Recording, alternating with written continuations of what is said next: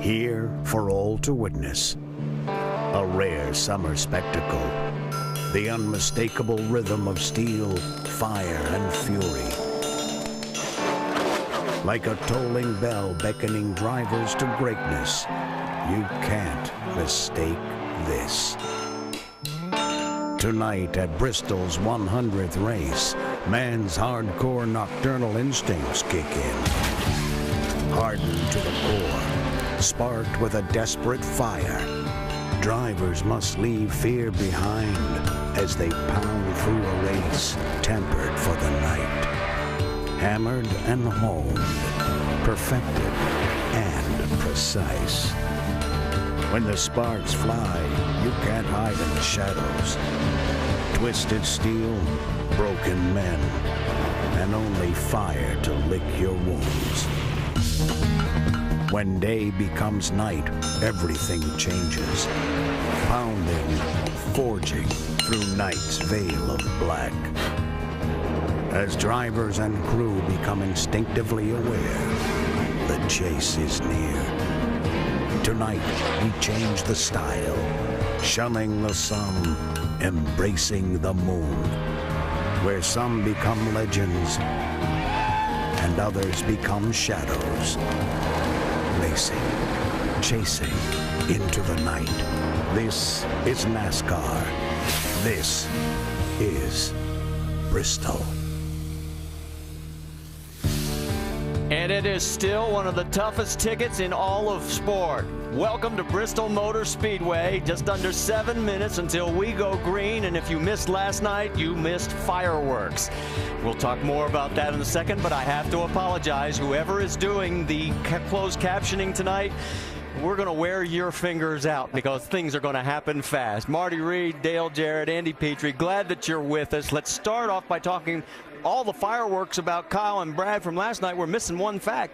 Kyle Busch has his 5th chance at getting the trifecta. Yeah, and he's just a man to try to do it at a racetrack that he loves to race at, where he is exceptionally good. He's got his work cut out from him, starting from that 19th spot, but he's just the guy to get it up to the front. Well, don't forget now, he won both races last year and the first race with this new car here at Bristol. So he's got a good shot at it, and he really is motivated.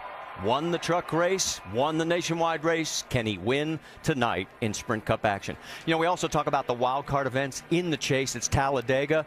Before the chase, it's right here. Yeah, Marty, the reason they call it a wild card race is because, you know, there's times that you can't control your own destiny. Even last night, we saw Clint Boyer leading the race, minding his own business, got caught up in a wreck.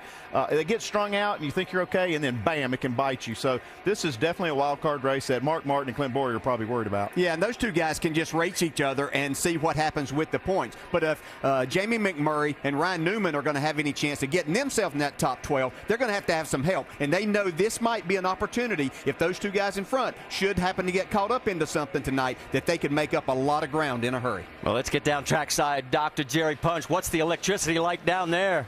Marty, it's unbelievable down here. You know, diehard race fans will tell you there is no place they would rather be on a Saturday night in August than right here at Bristol Motor Speedway. Even casual fans have this one on their bucket list, and for good reason. Folks, first of all, the place. Take a look. It is the world's fastest half-mile racetrack, surrounded by 160,000 seats that rise some 21 stories high. And then the race itself. 500 laps of full contact stock car racing. Folks, this one is NASCAR's version of the punt, pass, and kick competition. And here's how it works. If you can't get by somebody, you punt them out of the way, and then you pass them. But when the race is over, you had better find a place to hide, because that guy is coming to kick your behind. Folks, this is very, very special. What a great night at Bristol. For more, here's Jamie Little. And when you combine the stadium-like structure and you add in 43 roaring race cars, coupled with 100,000 plus screaming fans, the experience here at Bristol is unlike any other racetrack. Now, the main challenge tonight for crew chiefs, for spotters, drivers, and we the reporters is communication. The key to winning tonight and being successful here is to remain focused amid all the noise and chaos. Marty? It is awfully hard to hear down there, and Doc, just be careful if you get close to those guys. If they're swinging, don't forget to duck.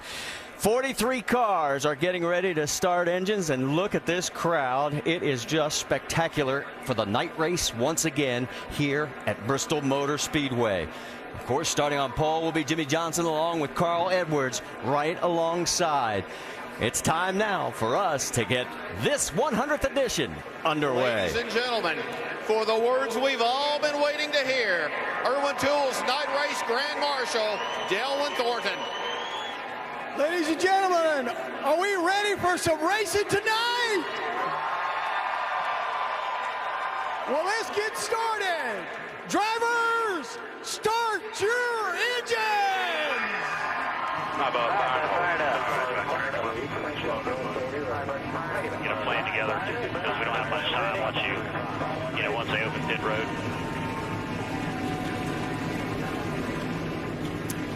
The engines fire and the electricity continues to build, and we talked about all the friction that we saw last night. Well, we're going to see some more tonight, and our up-close in-race reporter is going to be Greg Biffle. He's got top 5 finishes in 3 of the last 4 races. He's on a hot streak. He won at Pocono. Let's talk to him, DJ. Hey, Greg, Dale Jarrett, do you have a copy? Hey, DJ. Hey, Greg, our first question comes from our ESPN mailbag, and Terry in Harpers Ferry, West Virginia asks, what factors do you attribute to your turnaround and the Roush team as a whole over the last 4 weeks? Well, it's everybody working hard, and, the association with RPM and Roush Fenway. And, we got different configurations, suspension-wise, and all that on our race cars. And, of course, we got the new FR9 engine for a lot of those racetracks. Here we have the old engine tonight, but still running good. And that's really what it is. Just everybody's hard work and a little bit different package. We hit on something that's really working for our cars. Hey, Greg, I know you were watching the Nationwide race last night. What took place in that race that you might take into tonight's race to make you successful here?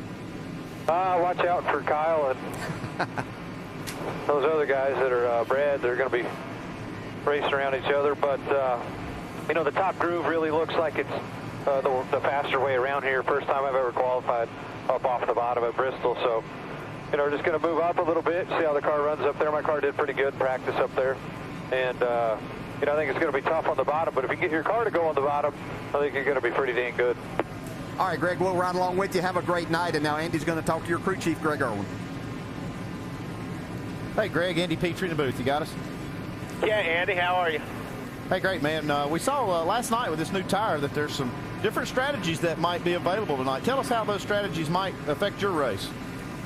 Really starting where we're starting in the field here, the first half of the race is just all about kind of getting yourself towards the front of it. What we saw in practice there's, a little bit of fall off, kind of like we expected before, and we're just going to have to kind of play it by ear. The green track here, about 50 laps or so, probably throws a little bit of a curveball, and then obviously it's a lot cooler tonight than it was when we practiced yesterday, so we'll be adjusting on it all night.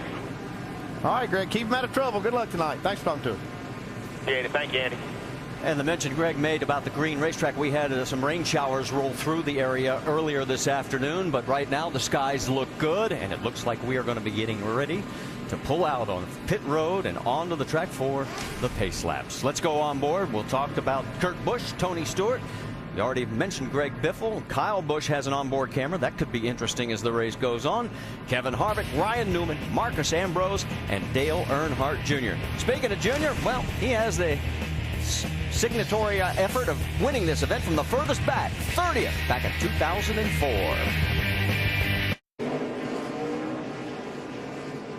Welcome back to Bristol Motor Speedway. Our broadcast tonight is available in Spanish by activating your SAP button, presented by ESPN Deportes. Let's check in on pit road once more. Vince Welch.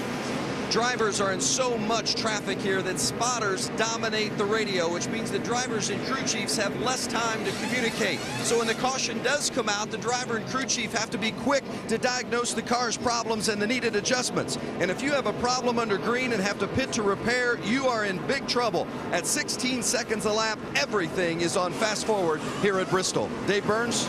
That being said, Vince, there is one opportunity to plan here at Bristol if you have a pit stall near turn 1. Crew chiefs here on that high level can get a sense of what everyone's doing because their spotters will tell them what the earliest pitters are doing. And if they need to change their plans, maybe from a 4-tire stop to 2 or no tires, they've got about 30 seconds by the time their car rolls around to where it hits pit road here. 30 seconds is big at Bristol. Marty?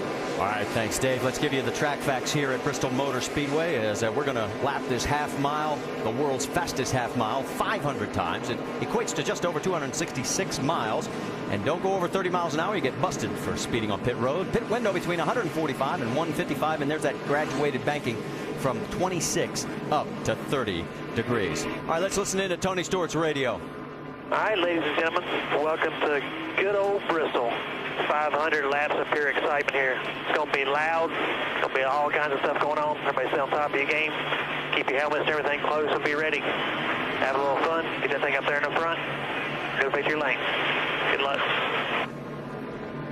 So Tony Stewart, his crew, getting pumped up for this race, and I don't think anybody else has to get pumped up. How about it, fellas? Ready, man. We had a great race last night. Only anticipate this one being better. Pace car brings him through turn 3 and 4 and makes the turn down pit road. On the front row, Jimmy Johnson. Alongside, he has taken the outside with Carl Edwards down low. And the Irwin Tools 500 is green.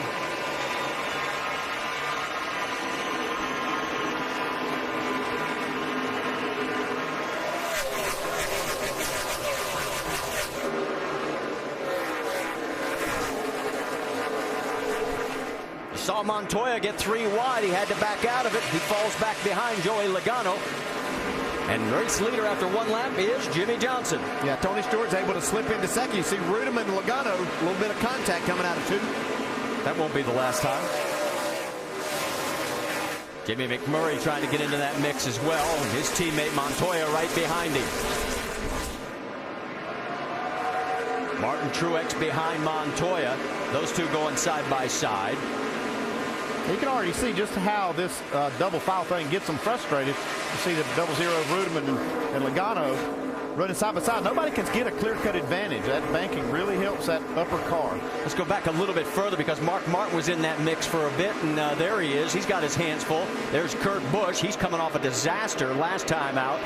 In front is Jeff Burton. There's the 83 of Sorensen. And here comes Kurt on the high side of Mark. You know, Mark's trying to make that bottom side work, and he's able to get by Kurt Busch there. See if he's able to move on a little bit further. You see Mark get back to the gas a little bit quicker, but he can't hold that. The outside car has a little more momentum. He's picked up 5 spots from his 20th starting position, but as we pointed out, he's got his hands full right now with Kurt Busch. There's Brad Keselowski, and look who's right behind him. The 18 of Kyle Busch. Like magnets. Denny Hamlin's there, and he's probably saying, oh, I'm not in a good spot. Leave me out of this, boys. You can see just how close they get as they make that exit. It's a great shot. Might even get a little bit of contact as you exit here. That inside car just has such a responsibility. There's only so much room the guy on the outside can give you. Jimmy Johnson's still leading. He's not under any pressure right now. This is a very good battle going on the racetrack. And there is Greg Biffle, our in-race reporter, right behind this group with the 33 of Clint Boyer. Yeah, Greg looks like he's gotten trapped down there and hasn't been able to get himself up to the outside if his car is good enough to do that right now. Okay, now the 12 of Brad Keselowski can look over and say, hello, Kyle. Kyle's saying bye-bye, at least for now. And Kyle giving him plenty of room there on that pass. So at least for the first go-around, no contact, no harm, no foul. The two Joe Gibbs teammates side by side. Let's go back up front, check the race lead. Jimmy Johnson leads by just 0.3 of a second over Tony Stewart. And across the top of the screen, obviously if you see somebody's name in green, that means they are currently in the top 12. If you see them in the yellow, that means they're still eligible to make the chase. If they're in white, they're toast. Martin Truex there, you see that along with Casey Kane right in front of him, and the 98 of Paul Menard, who's celebrating a birthday today.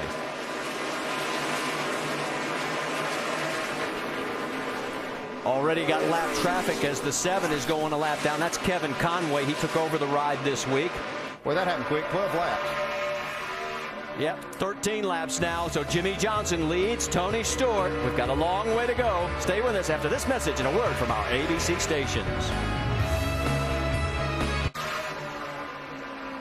Back here at Bristol, make sure to go to Goodyear.com to check out Goodyear Support Our Troops program. There you can send a thank you message from a NASCAR driver, enter for a chance to win a 2011 Ford Taurus and other great prizes. And you're riding on board with Dale Earnhardt Jr. right now, Junior 28th. But remember, last night in the nationwide race, he went a full lap down, came back to finish 4th. Yeah, he had a great run. He was excited about the way that his car was here for tonight, but trying to negotiate this traffic, it's been pretty difficult for him so far. Well, remember, too, the sun has not gone fully down yet. The track will continue to change just like it always does. So there is the view from high atop as he tries to get under the 77 of Sam Hornish Jr. Let's go back up front, check in on Jimmy Johnson because he stretched the lead a little bit courtesy of some lap traffic. There he is in the 48, and lap traffic between he and second place Tony Stewart in the 14. Then it's Edwards third, Ryan Newman fourth, and David Rudiman, who had a bout of food poisoning earlier this weekend, is in fifth. Let's get an update on the 48, Dave. Marty, you see him working the bottom of the racetrack there, and that was one of the things that Chad Knaus told me they worked on a lot with the 48 car. Yes, they can go to the high side, but in one of their longest runs, they held the bottom line, in practice that is, for more than half the run. Chad said that was better than most of the other cars did, and we feel like we can use the top if we have to, but we're really solid on the bottom.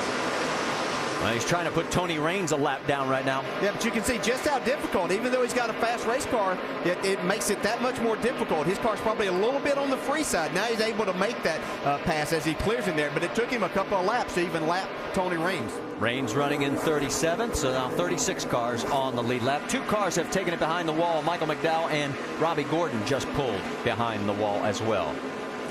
Let's move back a little bit further, 1.4 seconds exactly to the 99 of Carl Edwards. Watching Carl, he's able to run the bottom of the racetrack when he needs to make some passes. He's also been able to run the middle and watch him up at the top. So looks like his car is handling pretty well so far. Jamie? Well, you guys, Carl unloaded super tight. He could barely drive the car in first practice, and by the end of the second and final practice, he was second on the board. Right now, he's saying, guys, the car's pretty much free all the way around, and that's why he's able to move it around. Well, he was the last winner here to win from the pole position back in 2008. There have been 8 Bristol night wins by the pole winner. And let's move up a little bit further. And Denny Hamlin, all of a sudden, we're noticing he is sort of dropping back as he has fallen down to the 22nd position. Jeff Gordon goes by. Looks like he's kind of got pinned down to that bottom, or either he's committed to the bottom and it's just not the fast line for him right now. On the right side of your screen, great battle between Newman and Montoya, or I should say Rudiman and Montoya. Let's get an update on David. Well, David Rudiman says it's a little bit loose when he tries to get back on the gas. You know, he's 18th in points, 165 behind the 12th position. And he gave a little pep talk to the team beforehand. He said, if we've got to have a chance, if we're going to have a chance to win, we got to win all 3 races. Let's start with it tonight. I'm not going to take any business off anybody on this track. Let's have it together, and let's have everybody's back. No doubt about it, he might not have been feeling good earlier in the weekend, but Rudiman's got a lot of fight in him tonight, guys. Well, he's never finished in the top 10 in 5 previous Bristol starts, and we'll keep an eye on him to see if anybody tries to rough him up. Well, you see that 42 car of Montoya working right there on the bottom behind Rudiman. Talked to Brian Patty, his crew chief, this afternoon, actually, and he was telling me that they were running some new setups, some different things that were working for them, but it's all new for them. Rudiman's talking about his car being loose right there. That's a hard thing when you run up on a lap car. They give you that bottom, but if they race you down in the car, it makes it difficult. That gives Montoya an opportunity to get back up beside him. But he can't take advantage of it until now. They're side by side. Can he slide up and take the spot? Yes, he does. So move Montoya ahead of David Rudiman, put Montoya into 5th. Here comes Jamie McMurray. Yeah, this early in the race, you don't want somebody's that racing you that hard. You kind of want to just let them go and you move on and try to pass them back later. This battle has been going on for several laps. The battle for 21st between Greg Biffle and Jeff Gordon. Let's get more. Dr. Jerry Punch. Well, we all know Jeff Gordon had an issue with qualifying on Friday. He spun the car out, had to come in to put tires on, and now started in the back of the pack. The mindset with this 24 team is this, guys, that we have nothing to lose. We're not going to run this car anymore, so we're going to do whatever it takes to use this race car up tonight. Whatever the leaders are due, we will do the opposite. We need track position, and we are going to try to get a win. The place for Jeff is very good.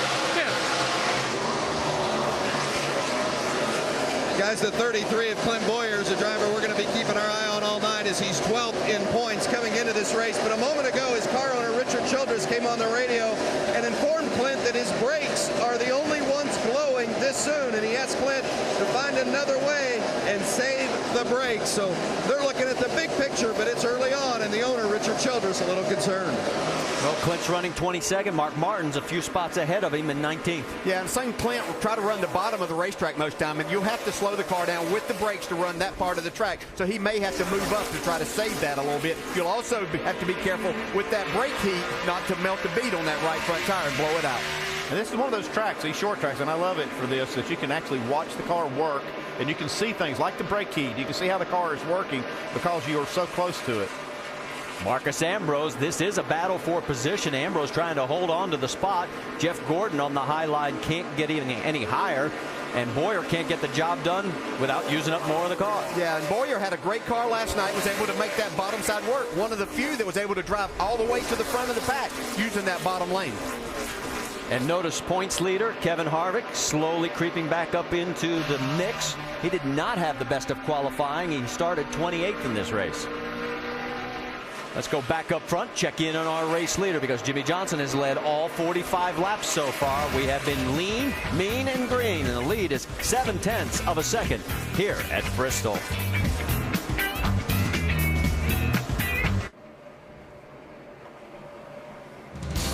Back here at Bristol, pit crews are already getting ready. That's Jimmy Johnson's crew, because they know some pressure-packed moments are about to occur within the next 50 laps, as we are working lap number 55. Last night's nationwide race went 56 green flag laps before our first caution, and our race leader is Jimmy Johnson. The points leader, of course, Kevin Harvick. He has moved up to 22nd from his 28th starting position.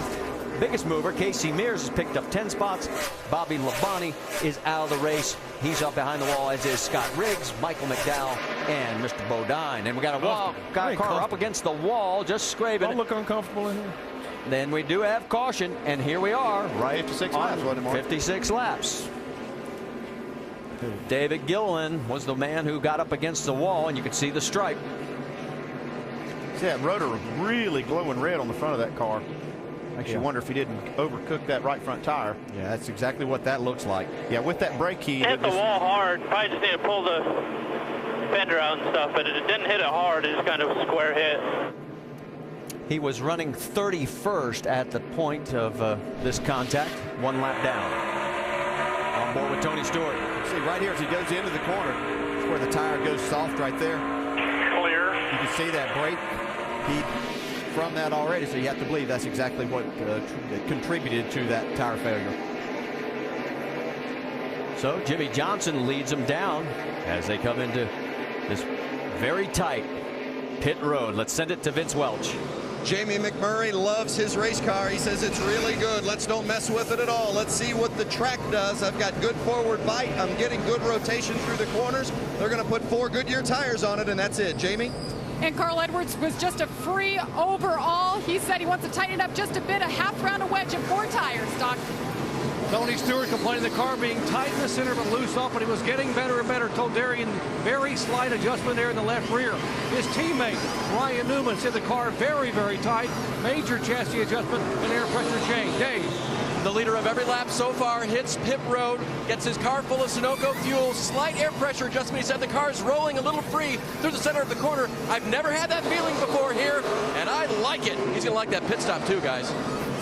As we see the race off pit road, the 4 tire stops, and everybody pretty much holding station, but David Ruderman picks up 2. How about Boyer there gaining 12 with 2 tires? Yes, sir. Clint Boyer picks up 12 spots, and you notice McMurray overshot his pit, so that has hurt him. We'll see how it affects him when he comes back out. Obviously, this is very important for Clint Boyer, the track position. He's on that bubble position for that 12th and final spot in the chase. Yeah, this shows me that, again, his crew chief Shane Wilson are willing to gamble a little bit to keep this track position. And sometimes, especially this early in the race, track positions worth so much because these restarts can really get exciting, and the further up you are in the lineup, the safer you'll be. Well, we mentioned the fact that you have to be clean on your pit stops. We talked about it at the beginning of the race, and here's what happened to Jamie. Yeah, he just slid. He knocked the front tires up, slid through his pit box. Nice adjustment, though. He backed up quickly, and the crew really reacted pretty quick. Yeah, he was trying to help his crew get a fast stop there by getting in there as quick as he could, but these pit boxes are concrete, and you just slide through them. You have to be extremely careful. Time for the AT&T Fastest Pit Crew of the Year award. And currently in the lead, you'll see right there on your screen, is Jeff Gordon. You can help determine the standings. Vote from your AT&T phone by texting the car number to 2258 for the pit crew you think is the fastest and most valuable. And while we got a moment, let's give you the Aaron's lucky dog as the 34, Travis Quaffle, will get back on the lead lap, and that will give us 31 cars back on the lead lap. All right, let's get an update on Jamie McMurray, Vince. Guys, Jamie McMurray came on the radio. He said, I'm sorry about that, guys. The box seemed so much slicker than I was anticipating. It just wouldn't stop. He said, don't worry about it, though. We've got a real good car. I'm going to make up those spots for you, Marty. All right, thank you, Vince. And I'm checking down through here. And McMurray, he came in on that first stop at 6th. He comes back out in the 9th spot, so he lost some positions. Back to green flag racing. Jimmy Johnson on the high side. Here comes Tony Stewart looking to go underneath. Big good chance for Tony Stewart on these fresh tires to maybe make this pass on Jimmy Johnson. Well, he got a nice run. I believe he led that lap at the line. Tony Stewart did lead the lap, so we've had our second leader. Don't believe he's going to get clear, though. Ryan Newman's got a good view of it. So does Carl Edwards. They're running 3rd and 4th. Then you've got Ruderman and Montoya 5th and 6th. Boyer and Truex and Logano in the mix right behind them. See, Jimmy Johnson was able to clear Tony Stewart there. Just have to make that happen quickly. Down on the outside has a little bit of an advantage. See Jimmy go right back to the bottom to block Tony a little. This might be an opportunity now for Tony to try the high side on Jimmy. See Ryan Newman trying to make that high side work to get around Carl Edwards for 3rd. Carl keeps it on the bottom. Ruderman trying to find a way to follow on through from the 39 and Newman. And this is very important. Ryan Newman, you know, we talked about if Mark Martin or Clint Boyer both should have some problems, well, they have to be there to capitalize. So Ryan Newman needs to keep himself up in the top 5. Let me update you on something I've been tracking down here. We had 2 penalties. The 9 of Casey Kane was too fast exiting, so that's bad news for him. And the 7 of Kevin Conway was too fast entering. So 2 penalties on that last round of pit stops. I had 3 wide off turn 2 there for a second. Won't be the last time we'll see that. Battle for 3rd on the right side of the screen, and there is on the left side. You see the 20 of Joey Logano with his teammate at Joe Gibbs Racing, Kyle Busch, Jamie McMurray in that mix as well, and Matt Kenseth in the 17. Well, Kyle Busch looks like he has a really good race car here tonight. He was able to work his way up in that first run. Got himself up positioned inside the top 5 now. Kurt Busch, top 10, I'm sorry. That's all right. Kurt Busch, Clint Boyer going side by side as well. That is for 8th on the racetrack. And now here comes Kyle to follow up on the back bumper of Brother. While we're talking about Clint Boyer, obviously he's in 8th position. You're saying, where's Mark Martin? He is currently running 16th. A little bit further back, there you see Brad Keselowski and Mark Martin. And there are the points as it would be affected right now. And you can see Mark Martin trying to pick some of those spots back up. Yeah, I think Mark Martin might have decided, let's put 4 tires, let's work on our race car a little bit more right now and see if we can make it better. Dave, what are you hearing down on pit road? DJ nailed it. They put on 4 tires and made an air and wedge adjustment for that race car because it was loose everywhere. Mark emphasized that a couple of different times during that first run.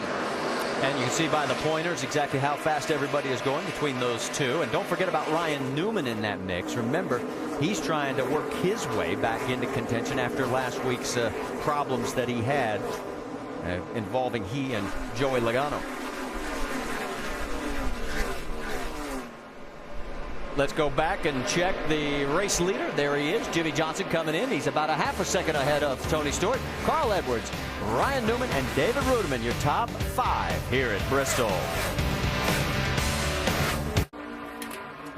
Coverage coverage of Major League Baseball continues on ESPN Sunday and ESPN2 Monday night. First on ESPN Sunday Night Baseball at 8 Eastern, Torrey Hunter and the Los Angeles Angels take on Joe Mauer and the Minnesota Twins. Then two teams in the thick of the NL races meet ESPN2 Monday Night Baseball at 10 Eastern. It's the Reds and the Giants. Both games are also available on ESPN3.com. Back here at Bristol Motor Speedway, we've had two leaders, Tony Stewart and Jimmy Johnson, though Jimmy Johnson has clearly led the way for the most of this.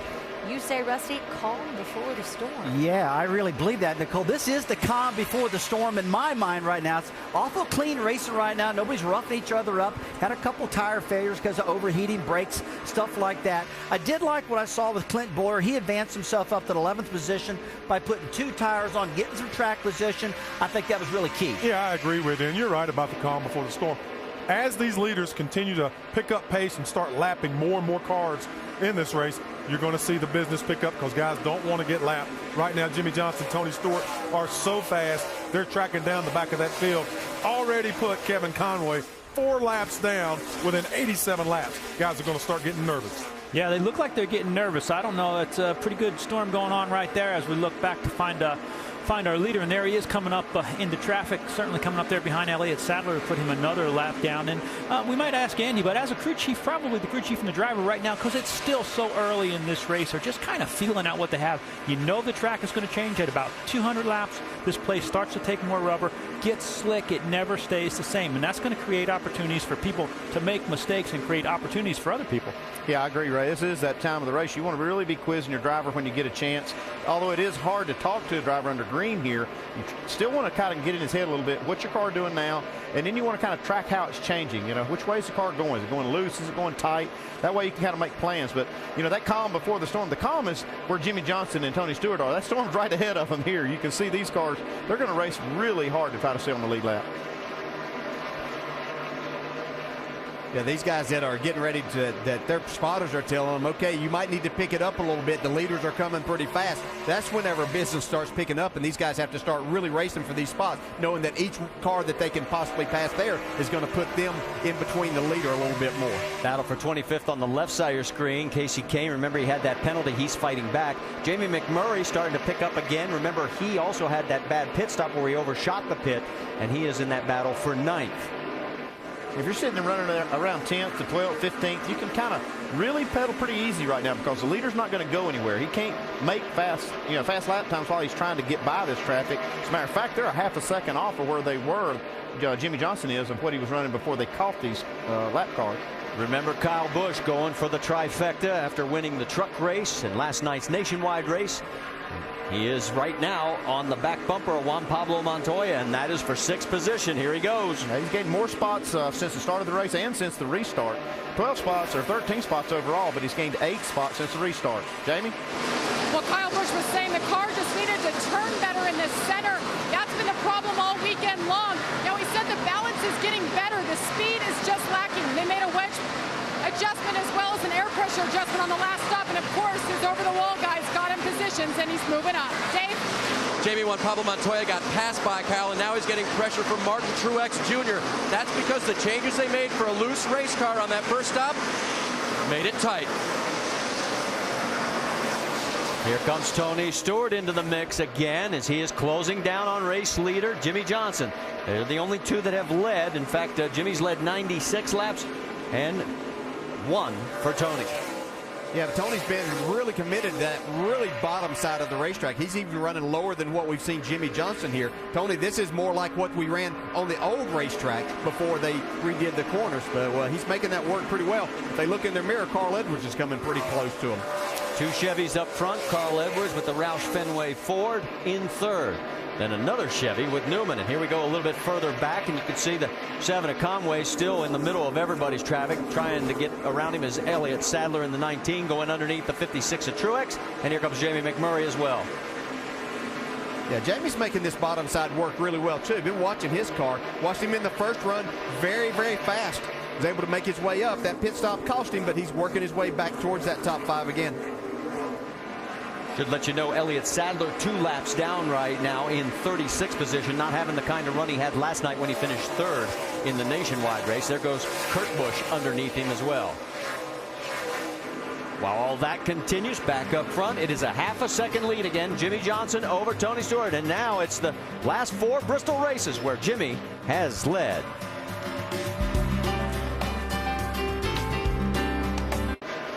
Welcome back to the Irwin Tools Night Race. Make sure to go to NASCAR.com for all your latest NASCAR information. Sprint brings you an inside look now at the chase for the NASCAR Sprint Cup on the Now Network.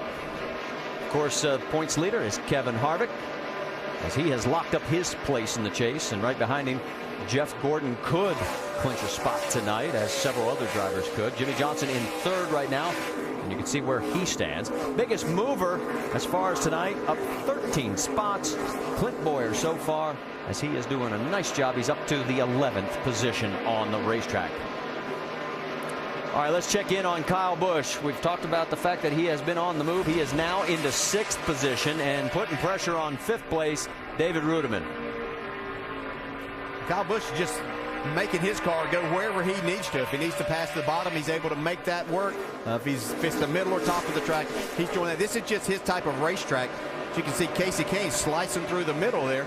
He continues to move forward after that pit road penalty. Casey shown in 23rd right now, and you're right, he had that speeding penalty, exiting and working his way back from that, as he is now actually shown in 22nd spot, looking to get around Kevin Harvick, who's in 21st. Here's again the battle with Kyle Busch trying to track down the 00. Yeah, Kyle's getting his car off the corner so very well. We heard him talk about it. It was a little bit tight in the center. That may be hurting him a little bit there, but he's getting really good forward bite off the corner, and that's going to help him throughout the night. You can see the 00, David Rudiman, get pretty loose there as he tried to put the power down. Well, you mentioned the fact Kyle started tonight 19th. When he's won here his other 3 times, he started 20th, 19th, and 15th. Guys, one observation I'm having from the pit studio right now, it is finally dark here at Bristol. And Ray, when I was driving these cars, when it got dark, the cars started handling different, and my attitude actually changed different. When it got dark, I mean, I knew I was at the Bristol night race. I know how important this particular race is. And when you start the race off in the daytime, you're just kind of logging laps like I see these guys doing right now. But just like I said, when it gets dark, that's when the weird things start to happen, and the car handles better, tempers start to flare, stuff like that. It definitely an attitude changer right now about to happen. That's why you had that car midnight you won all them races with. That's right. But you're right, exactly right, Rusty. As they put more and more rubber down, as I said, this track's going to change. And now with the sun down, it makes that rubber cooler. With that rubber baking under the sun, it's a little bit of oil. Right now, as it's cooling down, that rubber's going to put grip, and you're going to see, again, grooves moving higher and higher like we're already seeing. The groove is going to be just inches off that fence in the corner. And you saw Kevin Harvick drop a couple of spots as Dale Earnhardt Jr. You see where he's moved up to 20th, as he's got Casey Kane right behind him in 21st, and then Kevin Harvick. Vince, what's the word on the 88? Well, you noted that he's picked up 7 spots, and Junior says the car's getting a little better. He said the forward fight is going away a bit, but he's coming off the corner better, so making a little progress. They know it's a long way to go. They've got a lot of stops to work on it, but he's not all that unhappy right now, considering the fact that he's running 20th. All right, thanks for the update. He's got a lot of pressure right now from Casey Kane, though. And there you see a 5-car mix. Is also trying to get into it is Kevin Harvick, the 16 of Greg Biffle, and the 83 of Reed Sorensen. And speaking of that 83, Brian Vickers had a news conference earlier today, guys, and mentioned the fact that he had surgery done. He had a hole in his heart, a small one. And let's stop that story for a second, because Sam Hornish has brushed the wall and he's in on pit road. I saw as he went into turn 3, I thought maybe he got in there just a little bit hard and got up against the wall, but that might have been the result of having a right front tire going down. He was running 27th, Andy. Yeah, he didn't have far to go to the wall because he was running right next to it. See right here. Yeah, it's hard to say whether he had a tire go down or not, but he did make pretty good contact. See that left rear tire's got some tire rub there where he's made some contact with another car. And as he comes back out around, and take a look at the battle for 4th, 5th, and 6th. That's Newman, Rudiman, and Kyle Busch. You're on board with Kyle. Trouble. Oh, and trouble for David Reagan. The 6 of Roush Fenway Racing is into the wall. Get the hammers out, guys. Get the hammers. Right rear. That was the most important tool last night on pit road. Don't get loud. Let's go on. Go on. Don't get loud. Don't get loud. Oh, and Regan Smith also turns it around. Looks like he has a little contact damage on the right rear quarter panel. And the word is there may be some damage on the 14. 34 hit up. Yes. Yeah, on the back right there, you can see quite a bit. Wow. Have to clean that up when they make this pit stop. Boys, we're definitely going to have to cut that off. We're definitely going to have to cut it off. Is that Carl Edwards had contact with the 14.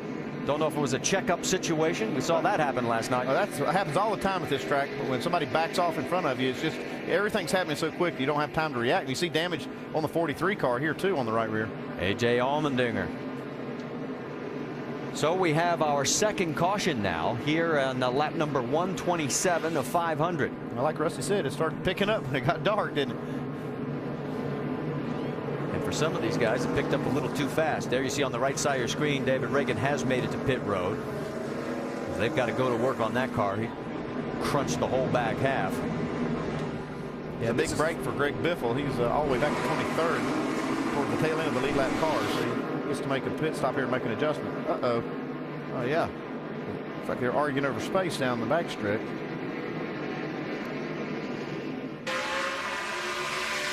Different view from on board. Watch these two in front of you. They're spinning. They're spinning.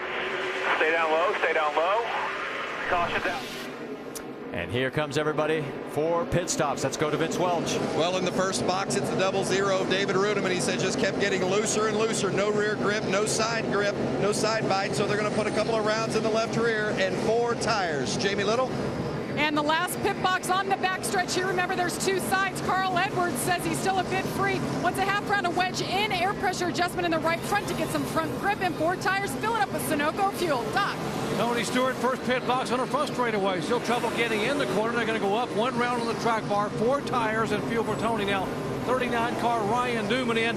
Ryan says the car got very freaky into that run. They're going to go down on the track bar 1 round. Dave, Jimmy Johnson. Bottom of the screen is your leader. It'll be a wedge adjustment for Jimmy, plus the air back that they took out. He said, I'd like you to tighten the car up a different way. Just a little bit of a wedge adjustment. They put the air back in the right rear. Jimmy Johnson there finishing up on the left side and will again win the race off of pit road. And there you see Jimmy Johnson had plenty. You boys are on now. Nice job.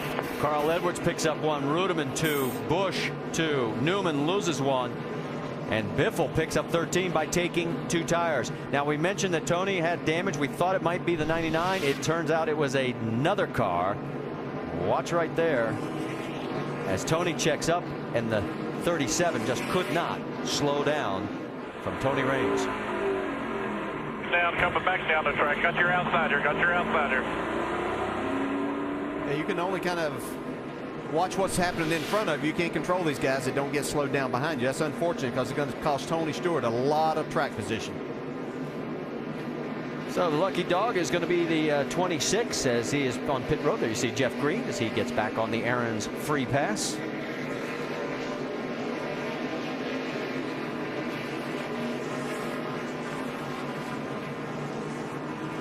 All right, we talked about the damage that we always see here and big tools that you need. Let's check in on the Craftsman Tech Garage with Tim Brewer.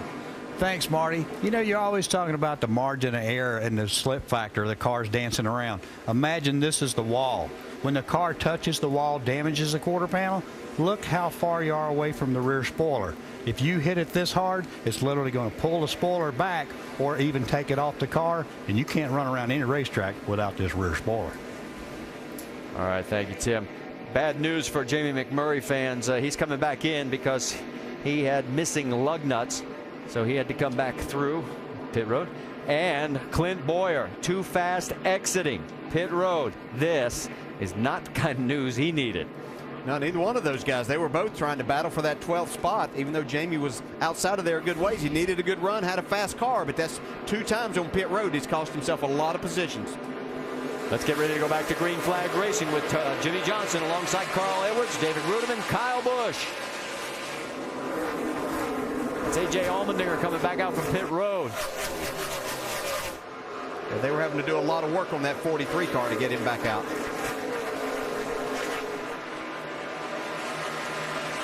With that penalty to Clint Boyer, Right now, Boyer back in 26th position. Martin is in the 12th position.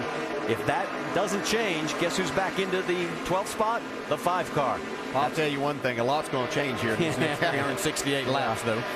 I don't know which direction. Yeah, it could get worse, could get better, depending on how you look at it. And look at this, we had 3 wide for a second. We still do. Montoya had the 24, Jeff Gordon underneath him. Boy, those 2 tires are just not working tonight. You see Greg Biffle just going straight back. He took 2 tires. We saw Clint Boyer. He was not able to maintain track position when he took 2 tires the last time. Mark Martin underneath the 16 right now, and it looks like he's going to make car in the wall. Work. Whoa, we got contact in the wall.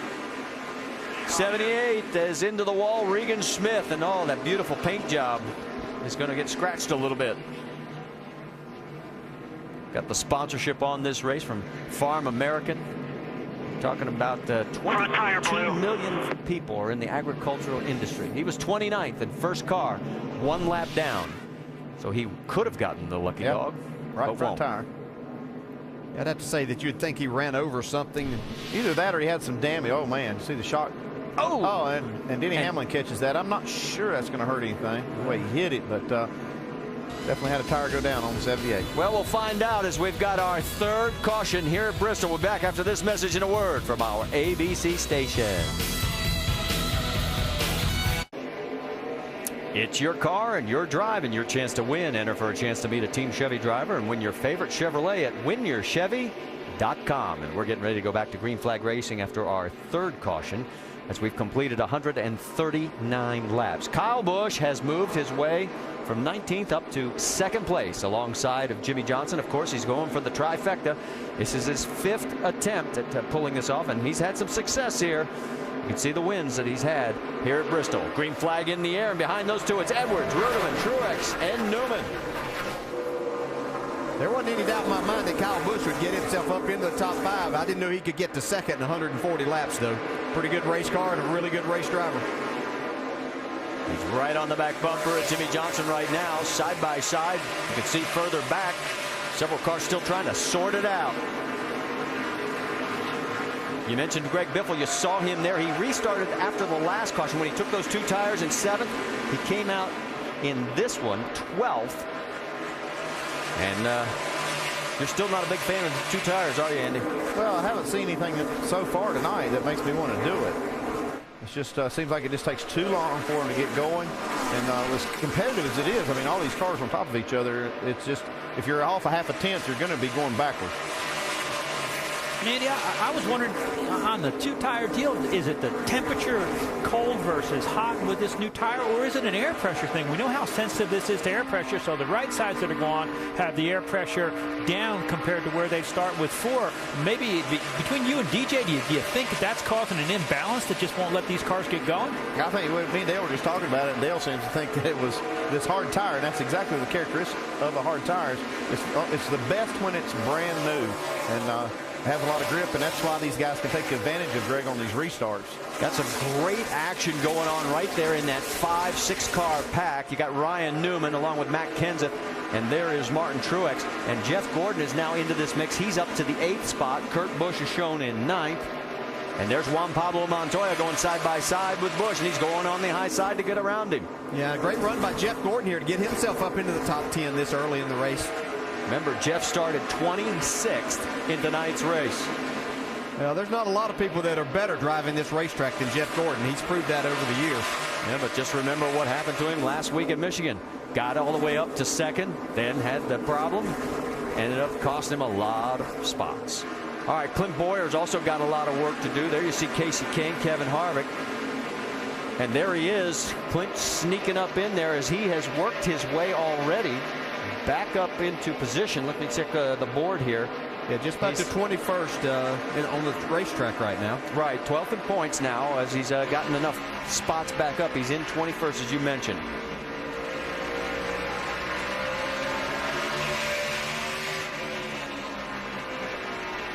He's just going to have to battle back and on that inside.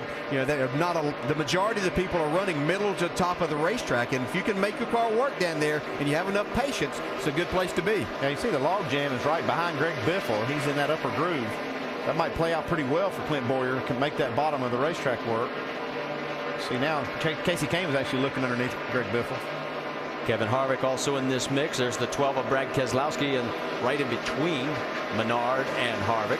Harvick has not done what he's normally been doing the last few races, which has been steadily working his way forward. He's sort of been mired back here in the middle of the field. What's the story, Jamie? Well, he is one frustrated driver right now, Marty. He was loose, so on the first round of pit stops, he came in and they took some air out to help him out. Well, that was not the right call. This team is confused on what to do with these new tires, and before the last round of pit stops, he came on the radio and let him know his thoughts. Got to figure out what we're doing with tire pressure. No way we're going to be able to win this championship if we don't know how to adjust the air pressure from loose to tight. We made loose looser. Going back on that air, going to drop the track bar right here. Just put the air back to original. We don't know what we're doing with the air. Just adjust the car and leave the air alone. So obviously their driver is not trusting the call on the air pressure, so they're trying to figure it out and going another way with the track bar and leaving the air pressure alone, guys. So it's not helping the 29 out right now as he's in a big gaggle of cars, Marty. Okay, Jamie, thanks for that update. DJ, what do you think? Well, just noticing some of these guys about what Rusty was talking about. There's Jeff Gordon. He's moved himself up to the 8th spot. Mark Martin, who's just behind him in 10th. Dale Jr.'s moved up to 12th. I think these guys started really running whenever it got dark here. So they were maybe adjusting their cars or had them adjusted to the nighttime racing. I think Rusty's exactly right. Things change a lot. Ray talked about how the track changed a lot. These guys are moving forward right now. Jeff Burton's a part of that group, too. Well, if you look at even with Kevin Harvick and what they were talking about with air pressure, that track could have changed enough during that time that it gave them a bad read on that air pressure. So that's some of the things you could be fighting. Well, you talk about teams making an adjustment. How about all Fair Hendrick cars being in the top 12 right now? Remember last week their best finish was Jimmy Johnson, and that was 12th. And Jimmy Johnson has really been solid tonight, and that's something we haven't. Well, we've seen him run the first part of these races pretty well and kind of adjust themselves out or not adjust properly at the end of the race. So we'll see what happens the rest of this one tonight. There is the race leader, Jimmy Johnson, on the top of your screen with Kyle Busch now in 2nd. David Rudiman has moved up to 3rd. Carl Edwards and Ryan Newman round out your top 5 after 159 laps here at Bristol.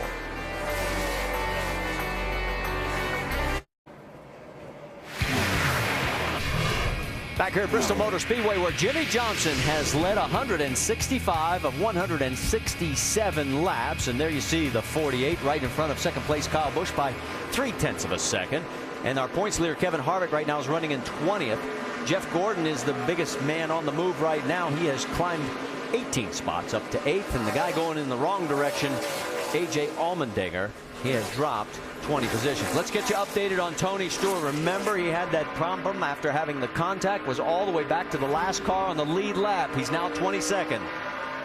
Keep your head up, guys. We're still good. I'm still good shape here. So we got plenty of time. We got a good race car.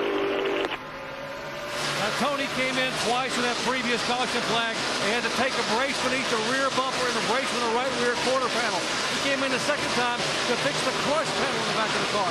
And up front, challenge the 18 and the 48. Jimmy Johnson under attack, guys. He certainly is by Kyle Busch. They're side by side. Here we go. That was a really nice move Kyle Busch made on Jimmy Johnson. Well, that's just a perfect pass right there. He saw where Jimmy was going to get slowed down a little bit by the lap car. Just took advantage of that high side and was able to go around and make the pass all the way to the lead. 170 laps. He becomes our 4th different leader, our 5th lead change, as he now tries to open up some air. Yeah, it looks like this is going to force Jimmy Johnson and Chad Knaus to adjust on this car, like we talked about earlier. Will they make the right adjustments and be able to get this car where he can win? You know, on the bigger racetracks, that's what we've seen here recently, that's been something that's kind of been their nemesis that they have when they had to start adjusting. We see this pass being made. See, Kyle just got to the right rear, forced Jimmy to hold it down.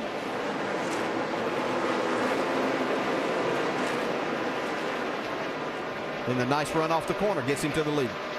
Let's check in with Dave Burns. And I like the discussion of whether or not they will adjust to that higher line, because on Friday's qualifying session, Jimmy and Chad stood atop their truck and watched other drivers move to the high side in qualifying and fail. They had errors. They said, so let's stick to our plan of running the low side during qualifying. And he put it on the pole. And as I mentioned earlier, they worked a lot on the low side. So I expect them to stay there unless they get really lost and have to move up there, guys. Well, and you saw both of them go around David Gilliland. He is now 3 laps down in 32nd position. Let's check in on Mark Martin, Casey Kane, as those two are going after it. Jeff Burton's in this mix as well. Burton's 13th, Martin 14th, Kane in 15th. Jeff Burton's been able to make his move a little more forward, too. I commented to Andy earlier when we were doing commercial that Jeff Burton was really surprised me that he wasn't running any better. But I think that goes back, Andy, to they were set up more for this nighttime. Yeah, I heard Rusty say when that sun goes down, things change, and they do. And you know, he was very, very patient. They made a good pit stop and made it probably a good adjustment, and now he's starting to go the right way. Dale Earnhardt Jr. is another one that is making a nice recovery here. He's all the way up to the top 10. Well, another guy who's recovering is right there in the 33, Clint Boyer. Remember, he got the penalty, and Mark Martin, you just saw him wiggle there, and Denny Hamlin gives him enough vision out there, his rear view mirror. He is going to see the 33 coming. Yeah, we see Casey Kane in this mix, too, after his pit road deal. He's made a nice recovery. Got himself up there in the 14th spot, so plenty of time to get to work their way to the front.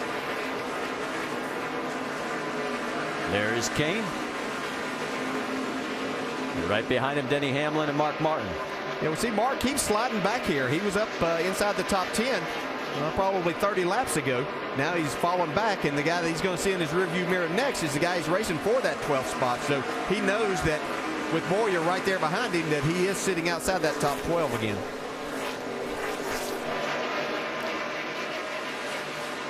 The action continues here at Bristol Motor Speedway as there you see A.J. Allmendinger as he's had his issues tonight.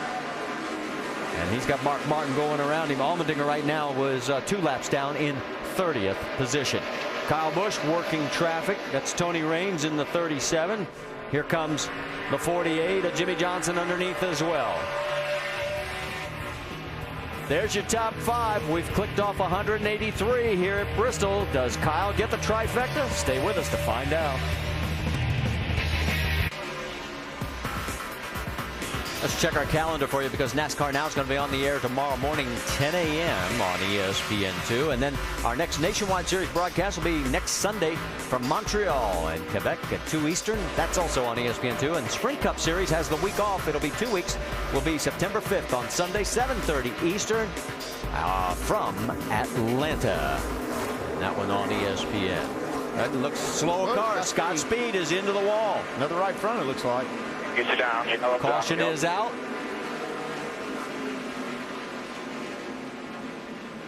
Don't know. You got a tire go down, Scott? Yep. Yep, and there is the right front tire and the damage on the right side. He was 25th when this happened. Now, right as we went to break, thought we saw the 48 maybe have a little bit of contact. And yeah, he did make some contact with the lap car on that right front fender. It's Tony Raines. And then just before we had the caution, David Rudiman was able to get around him. It does take much. I'm watching these lap times, and they're all within like 1/10 of a second. So you lose just a couple of hundredths, it can show up out there. This is the view from Kyle Busch's car. There's the 82. Slow top ahead. Completed his time.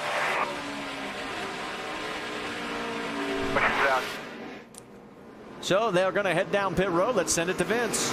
Well, David Rudiman's had a good night tonight. He's been running in the top 5 all evening long, but he's had a real loose race car. He reported just before this stop, it's the best it's been all night. They're still going to take a ½ pound out of the right rear, but otherwise it's been good. Jamie? Kyle Busch says he gets loose when he's in traffic, but when he's out front, it's all good. He wants to leave it alone. It's 4 tires and Sunoco fuel. They have been getting the job done on pit road tonight. Doc? Ryan Newman says the car starts tight and starts getting loose in a hurry. And he said, in fact, it gets so loose, he loses confidence getting the car in the corner. So they're going to make a wedge adjustment, take a ½ pound of air pressure out of the left front on the 39 car. Dave. Second place, Jimmy Johnson needs his car to be tightened up a little bit on the gas. That'll be a track bar adjustment for Jimmy. Can his crew beat one of the hottest crews on pit road, which has been Kyle Busch's, and get the lead back? Jimmy Johnson's team finishing up on the left-hand side. It'll be close.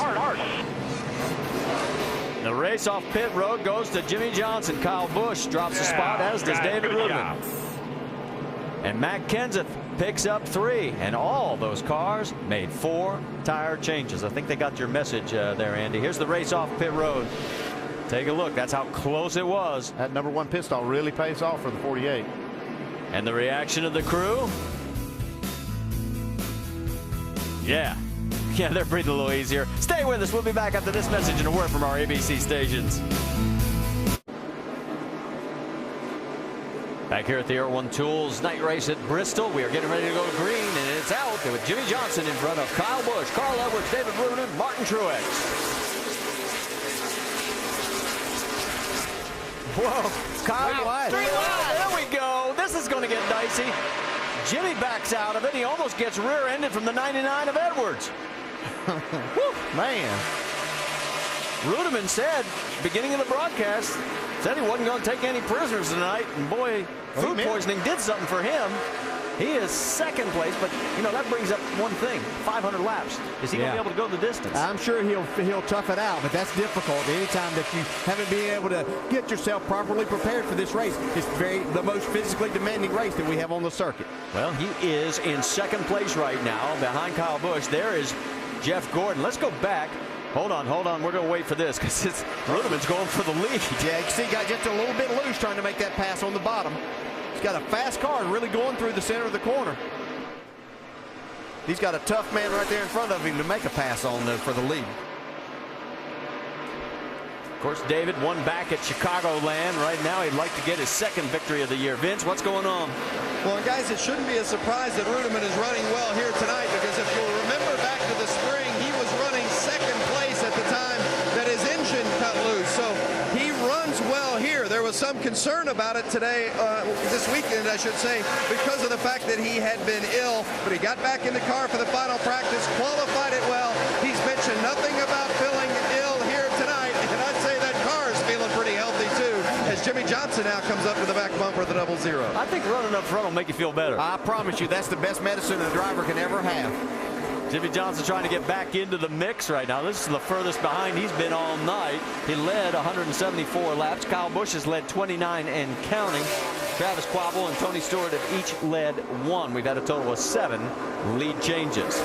And here comes Jimmy trying to take a peek underneath the 00. Yeah, this is what I want to see after they made adjustments on this 48 car. How's this car going to react? Are they going to be able to drive their way back to the front? Now, we got to tell you, Kevin Harvick had to come back into pit road. They took the sway bar, it looked like, disconnected. What's the report from down there, Jamie?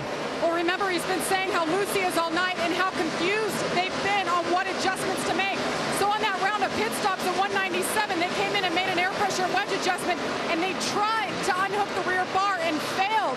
So he had to come back around on lap 196 and redo it. So it was a couple laps difference there. They actually got it unhooked finally, but he slipped back about 7 positions, guys. Let's go over to Tim Brewer. He can explain more on unhooking the rear bar, Tim.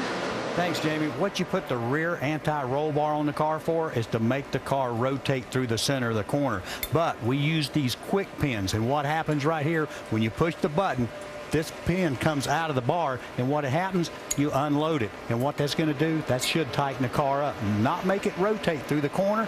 Going to tighten the car up there and help the forward bite from the center of the corner off. Thanks, Tim. Over in the Craftsman Tech Garage, Harvick running 27th. He's the last car on the lead lap. As we move a little bit further forward in the field, there is Clint Boyer along with his teammate Jeff Burton. That is 12th and 13th. Let's go back to this battle for second place between David Rudiman and Jimmy Johnson, and here comes Jimmy. Yeah, Rudiman's car looks like it's a little looser this run with this set of tires, Andy. Yeah, he's been the one that's been best in the longer run, so I was kind of surprised to see him jump out there that quick on those tires, but it looks like his car is a little bit free. Dave, what's the latest on the 48? Whoa, look out, we've got a spin on track, and gathering it up was the 14 of Tony Stewart. This is a crash that looked like it should have happened, and somehow he managed to keep it from going all the way around. He's lost a bit of momentum. Let's go back, take another look. I just caught the tail end of it. There he goes. Yeah, a lot of damage to that car. Yeah, that's a crash right there. He's driven his way up into the top 20. Inside. Come on, quick here. Clear low. Green flag is still out, and here comes the 99 of Carl Edwards approaching on David Rudiman. Jimmy Johnson has gotten around David, so now this is a battle for third. And Juan Pablo Montoya, you just got a glimpse of him there in the 42. He is running in 5th, and here comes Jeff Gordon in 6th. So those two cars trying to get into the mix. Next time by, let's give you the speeds at the line. See who the fastest car on the track is right now. There's your race leader, Kyle Busch. Well, right now, Kyle Busch has all this free track in front of him. But Jimmy Johnson does have the fastest lap that time by. You see where they are running. Dale Earnhardt Jr. now up to 10th position. That car has been slowly but steadily getting better as the night has gone on. And there you see, that's how quickly the laps fly by. Just about 15.5 seconds is all it takes to lap here at Bristol.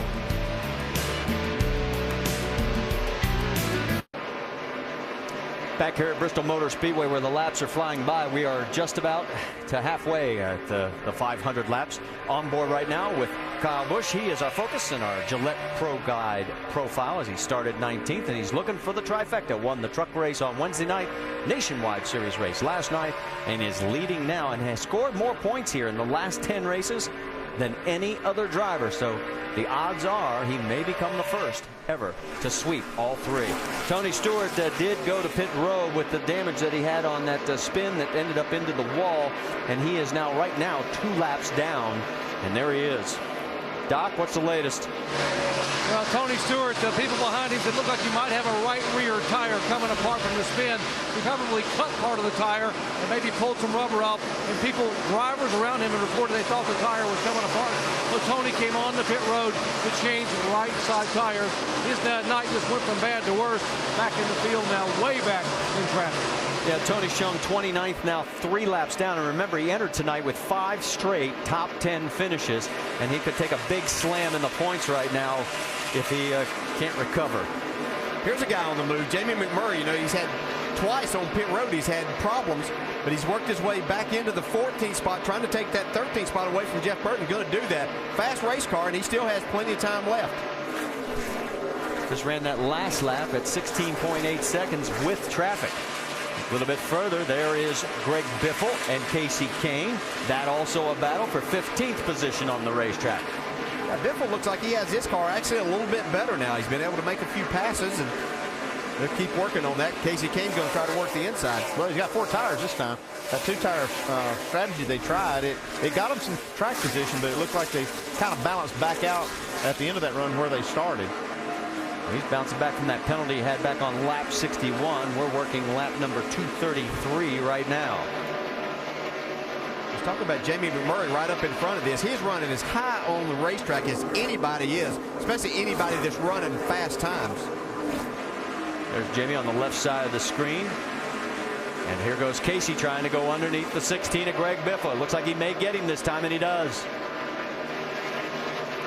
Well, Casey's another one that had a pit road penalty, a speeding there, put him at the back of the pack, but still trying to work his way forward. Martin Truex, you saw on the right-hand side of your screen, getting a little pressure from Joey Logano. There's the view from up above. And the 47 of Marcus Ambrose saying, you guys give me some space and I'll pass both of you. That's what's happened since they redesigned this racetrack and made the progressive banking.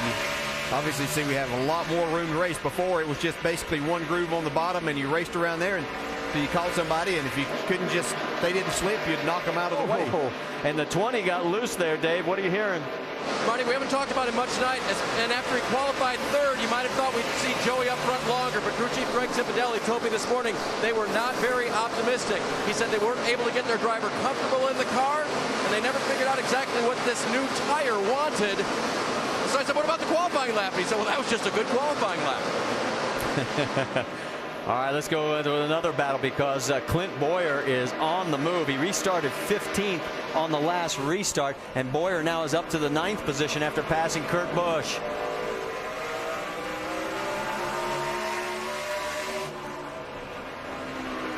You see how that track is black all the way to the very, very top. Just to give you an update, while Boyer's running 9th, Mark Martin is running in 20th position. Again, if you're tuning in, we would point out the green names means that those are cars that are currently in the top 12 in the chase for the championship. Those in the yellow are still eligible. Those in the white have no chance. They've been eliminated.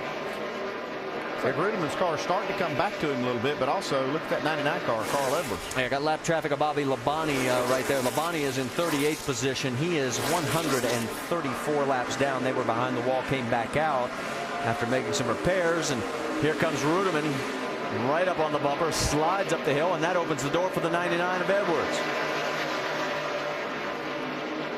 On the right side of your screen, Kyle Busch is going to lead now, 65 laps tonight, and that means he's now got 1,000 career laps led here at Bristol Motor Speedway.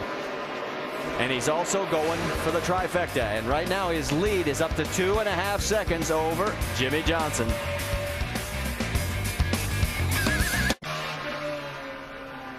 Imagine being able to throw a football into the next zip code or catch a 100-mile-an-hour fastball with your bare hands. One family is about to discover they can do all of those things and more. Michael Chiklis stars in the super-powered series premiere of ABC's No Ordinary Family, Tuesday, September 28th at 8 Eastern, 7 Central on ABC. We've seen a lot of action up front between these cars. 48 of Jimmy Johnson getting a run from the 0-0 of David Rudiman. Early thoughts about what's going on between positions 2, 3, and 4. Well, right now I'm taking a look at Clint Boyer, to tell you the truth, and he's really doing a great job out there. Andy mentioned earlier how the track's really getting black from the bottom to the top. I mentioned earlier also about the darkness. I really think both of those factors right now have really got Clint Boyer, and also David Rudiman's car running a lot better. So I really got an eye on those two. Been pretty impressed. Oh, caution. Looks like Bobby Labonte in the 09 car blows right front. And we're going to pick it up for you, Rusty, as you can see the damage as our 5th caution has come out here at Bristol Motor Speedway.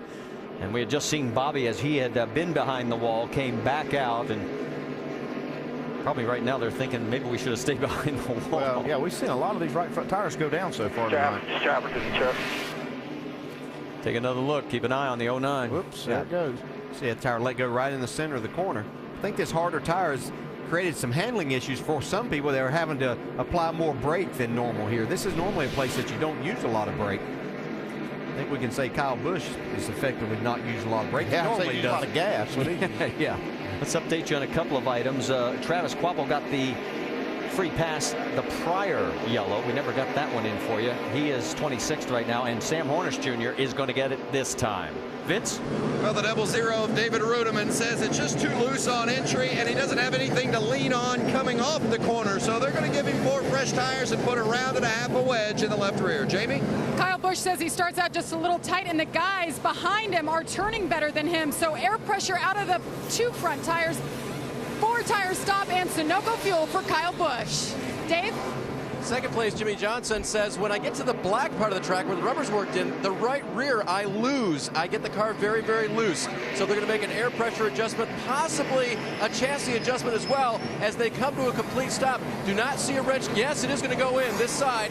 Rich Gutierrez, the catch can man, makes a wedge adjustment for Jimmy Johnson to see if they can get that car tightened up just a little bit. Remember earlier, he didn't like the way they did it with the air pressure. He's going to actually maintain second place to Kyle Busch. First 3 come out the way they went in. Montoya picks up a spot at the expense of Carl Edwards, and Ryan Newman has lost 3. And again, notice. What happened to all the 2-tire guys? I was going to set you up for that. But nobody has gone back to the 2-tire strategy. We're going to step aside for a quick break. We're under our 5th caution here at Bristol, just past halfway. The sun has set at Bristol Motor Speedway. It is officially a night race, and we have 258 laps down, which means we've got 242 to go. Let's get you caught up with what has happened so far with our McDonald's race rundown. With the story of the night heading in, those 2 gentlemen, Brad Keselowski and Kyle Busch, they got into it last night in the Nationwide Series race. They were early on racing together. So far, nothing has happened. So far, also a very eventful night for Tony Stewart. Was running in second, Rusty, when he had contact with the 37, and then he spun later on in the race. Yeah, he had to slow down to avoid a wreck in the 37 car. Tony Raines got in the back of him and really damaged the right rear quarter panel, made his car really loose. He ended up spinning it, and now he's got a lot of damage, and he's way down right now. He's in 28, 3 laps off the pace. One thing we're watching all night is the and 33 of Clint Bowyer. Those two guys 12th and 13th in the points trying to make the chase. Brad, right now Bowyer's running in top 10. Mark Martin is not. Yeah, right now 82 points separates those two. And Clint Bowyer early on in the race made a two-tire stop, picked up about 13 positions, has got himself in that top 10. Mark Martin still trying to get the feel of his race car. It's coming. And restart of the night. Check this one out. Marty, the 48 had the lead, but he was bested by both David Rudiman and Kyle Busch, who is currently shown as the leader. We're heading towards another restart, guys. What are we going to see now? Well, and it's interesting, Nicole, because the positions are going to be swapped if everything holds station, guys, because it will be Kyle Busch with the choice. And let's take another look at this restart, DJ, because you think Kyle Busch really put a great move here. Oh, he did a great job. Jimmy Johnson was the leader. He chose the outside. Watch Kyle laid back just a little bit right here. He knew exactly where he wanted to go. He didn't want to be on that bottom, get trapped there. Laid back, got himself up to the top right here. So he gets a nice run down into the corner. A lot of momentum right here. Touches Jimmy just a little bit. That gets Jimmy off the gas for a split second. They're 3 wide, but Kyle's in the preferred spot, takes the lead. He's got the outside on this restart, though. That's his choice. One wave around the 38 of David Gilliland. So we've got a total now of 27 cars on the lead lap. Tony Stewart, the first car in 28. He is 3 laps down. Green flag back out, and boy, look at Kyle this time. Yeah, look at Montoya, though. He got a good restart here. He can stay on the outside of Jimmy. It doesn't look like he can. Whoa! Johnson gets turned. He's into the wall. And the caution comes out again. Hold it up there. I think Montoya might have touched the wall just a little bit. Came off the wall, maybe caught Jimmy. Yeah, caught Jimmy in the right rear. Yeah, what Montoya's trying to do is just stay barely on that right rear corner so he can have position to the next turn. Look at Chad. Man, this has not been going good for them. Had a good car tonight, too. Started on pole, led 175 laps. That's Bristol for you. We guys. Talked about this race. It can change in a heartbeat. Just takes a split second. They're tracking laps around here in 16 seconds, and things happen so quickly. And all it takes is a little bit of a touch. Let's see what happens. I think Montoya gets a little bit loose right there. Yeah, he really he didn't touch much. The wall. Just, I don't know. He's definitely hooked him. I think it's more, as you said, Andy, he was just trying to stay there on that quarter panel. Yeah, if he can keep an inch or two there, he just has just enough for the next corner. And I don't know, I can't tell if Jimmy moved up. Didn't look like it to me. He didn't give him any extra room, that's for sure.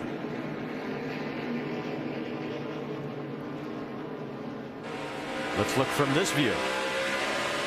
They come out of the corner.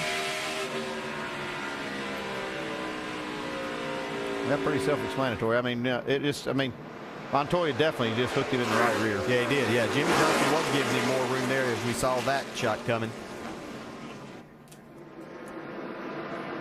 Was that view from down low? Jimmy's only one top 10 in the last 6 races of this season.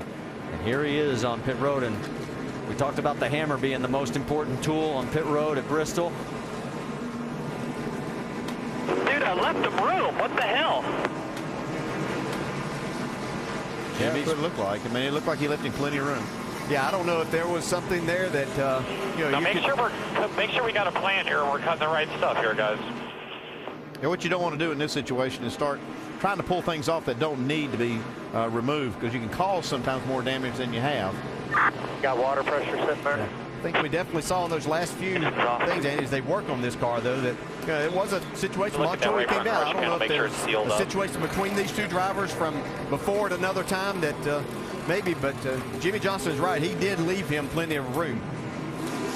They got somebody else here behind the wall. Yeah, it looks like Denny Hamlin has pulled his car behind the wall. What's going on, Dave? Marty, they had a vibration in that 11 car, and even when he turned off the car, he could still feel the vibration in the shifter lever.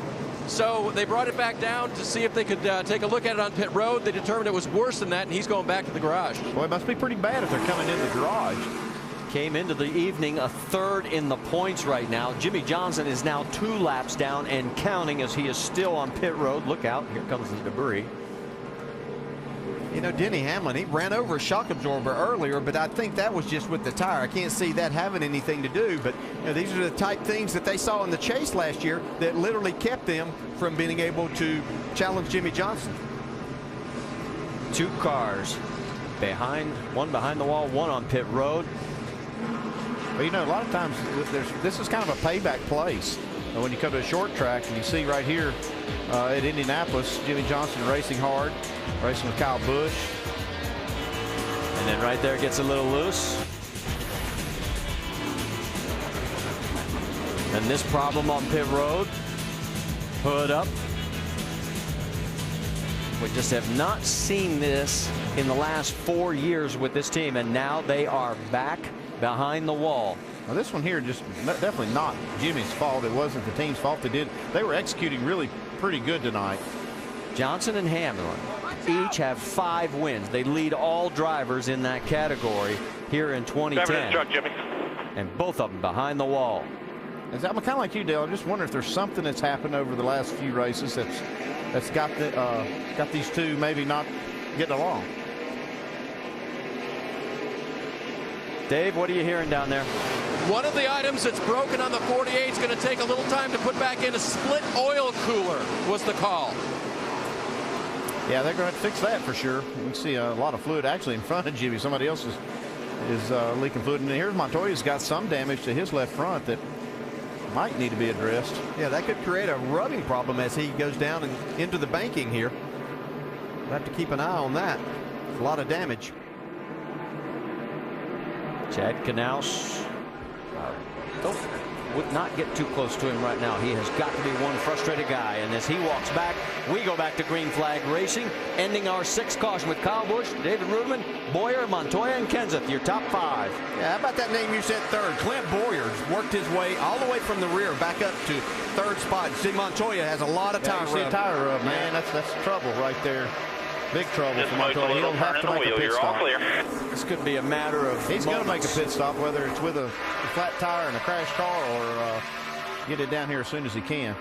On board with Ryan Newman right there, and give a shout out to the 17 of Matt Kenseth. He has worked his way into the top 5 for the first time tonight. Yeah, just behind those guys, you see that one car once again. Been talking about him quite a bit tonight. He's got a fast race car. Got himself up there in the 7th spot. Kenseth started 14th. There's Jamie McMurray right alongside Casey Kane. Word that Greg Biffle was having problems. He's got one there with the 47 of Marcus Ambrose. Things are starting to pick up. Well, we're getting close to that 300 lap mark, and that last 200, you got to get yourself in position and start racing hard. On board with Marcus. See, Biffle really struggling with his race car to keep it down, and especially on the exit of the corner. That's a battle for 15th. Paul Menard right behind him, and 56 of Martin Truex. And there is Mark Martin. He has got to try and get himself further forward in this field because Bowyer is eating up points right now in that battle for 12th. As Mark's back there in this battle, Clint Bowyer's up trying to take the 2nd spot away from David Rudiman. There you go with the 2 box on the right side, the battle for 2nd. Rudiman still doing a great job despite coming off food poisoning just a couple of nights ago. David been running that high line very successfully. The lead by Kyle Busch, 0.8 of a second. And again, don't forget that Kyle trying to make history. No one has ever won all 3 touring series in the same weekend. Clint Bowyer's racing hard here, trying to take that 2nd spot away. He wants to see if he can get by here, get a little bit of clean air. He can get up and keep Kyle Busch from that happening once again in his 5th try to sweeping the weekend. While all this is going on, remember we did not get a chance to update you on the 99 because Carl restarted. He was 4th, and then he had to come back in. Jamie, what's the latest there? They had 3 loose lug nuts on the left rear. They obviously had to come in on the 2nd time to get them tight. And Carl asked what happened. They said, we'll talk about it afterwards. He lost 22 positions, Marty. Yeah, he restarted in the 26th position. He's moved up 4 spots to 22nd, Jamie. Yeah, that'd be like a jackman letting it down too early to have that many lug nuts in. Yeah, just a little miscue. I mean, you make mistakes. You're trying to make these spots up on pit road, and it's so tight. It's going to happen. Left side of your screen on board with Kevin Harvick. He's still mired in 24th position. They have not been able to find the combination to do what they've done so successfully throughout the season, which is work their way forward by the end of the race. One guy who worked his way forward from 19th is leading by a 1.5 seconds. We talk about at Bristol, you've got to survive this because it's a wild card race, and Jimmy Johnson right now has not survived it very well at the contact into the wall with Juan Pablo Montoya getting into his quarter panel. And it's Denny Hamlin also having problems as he's behind the wall. The 48 crew trying to get the repairs done to get back out to get as many points as possible. Hamlin's car also still behind the wall as they've had issues. In fact, 5 of the drivers in the top 6 in the points entering tonight have had issues. Hamlin back out on the track finally, but he is well down in 34th, 25 laps, and now 26 there goes your leader, Kyle Busch. We mentioned the fact that the top 5 drivers in the points, 5 in the 6. Look at this. Kyle Busch could jump 5 tonight. Burton could pick up 3. Stewart has had problems. Denny Hamlin, and you want to know where Jimmy Johnson is going to end up? He could be as low as 9th coming out of this race tonight if they cannot get back on the track. How about the battle for the bubble? Well, 12th spot right now goes to Clint Bowyer, and he's got an 88-point margin over Mark Martin, unless Mark can pick it up, because Bowyer is running 3rd, guys. Yeah, but we've seen just how quickly things can change here at this fast-paced track. Clint Bowyer would love for this race to end pretty soon. He'd love to win, but he knows that 3rd place would give him a nice cushion going into the last 2. But a lot can happen from this point forward. One of the interesting things, 5 of the drivers in the top 9 running right now were running in last night's Nationwide Series race. Let's get an update on the 11. There's Denny Hamlin. Doc, what do you hear? It was a drive shaft issue with the 11 car. Apparently the drive shaft just snapped over there. They brought the car behind the wall, and they had to balance the car to try to wedge the drive shaft in the universal area in the back of the car at the rear end loose. They were finally able to get the old one out and put the new one in, but it took a while. Denny Hamlin now repaired and back on the track. You saw where he is right now on the racetrack, running 34th, 25 laps down. Meanwhile, Kyle Busch's lead over Rudiman, 1.2 seconds, and he's still trying to make history to become the first ever in NASCAR history to win all 3 Touring Series events in the same weekend. That's Regan Smith right in front of him. Regan is 31st right now. He is 7 laps down. I'm sure with the problems that Tony Stewart and Jimmy Johnson have had, Kyle Busch is feeling pretty good about his chances. If he can just kind of keep his nose clean here tonight, probably the 2 fastest cars that he has encountered throughout the night have gone by the wayside. Yeah, and Montoya's car was really fast up into that contact he had. I'm pretty surprised, actually. He's able to stay out there with that tire as bad as it was rubbing early on. We don't see much smoke coming from it now, but look at Junior, man. He's rolled. Well, and I was going to say, let's check in on Dale, because remember, he started 27th. Last night in the Nationwide Series race, he went down a lap, Vince Welch, and he's doing the same routine tonight, just slowly but surely working his way back. Well, remember at the end of the Nationwide race, he said he felt like they learned some things last night that would apply to tonight, and that's been the case this evening. He started 27th. They had some issues with the handling early, but they know it's a long race. They worked on the car, massaged its handling. It's getting a little better. Still not perfect, but he's worked his way up 20 positions. Now he's in the top 10, and we've still got better than 200 laps to go, right at 200. And we mentioned at the top of the broadcast, he holds the mark for starting deepest in the field. He won this event starting 30th back in 2004. Casey Kane going side by side with David Reagan. Kane, another guy that's been rebounding well. He's into the 9th position. Jeff Gordon behind him in 10th. You see Matt Kenseth right there running right in front of Casey Kane. The car's smoking a little bit. He's still running really good, but definitely see some smoke coming out of it. We mentioned Jeff Gordon. There he is going around the 43 of A.J. Allmendinger. Allmendinger's 5 laps down right now, running in 30th. Check in once again on this battle between the teammates from Earnhardt Ganassi Racing as Montoya is in 4th, McMurray in 5th. Yeah, Murray's had a great time on the racetrack. His pit road that's given him a problem tonight. He's worked himself all the way back to that 5th spot. I would like to see, if this race continues on, if he can get up and challenge Kyle Busch at all. He seems to be able to run the lap times. Both the race leader and McMurray ran 16.7-second laps that last time around. How about Kurt Busch? We go on board with his battle with the 31 to Jeff Burton. Joey Logano right behind. This is 11th, 12th, and 13th, guys. Yeah, Kurt Busch had one of the dominant cars here in the spring race. Hasn't been able to find that magic. This is a different tire. We've documented a number of times, and I think that it's thrown some of these guys a curve as far as their setups. How about that 47? Ambrose has had a lot of good runs here. This has been one of his better oval tracks. And right now he is doing well as he is running in the 14th position.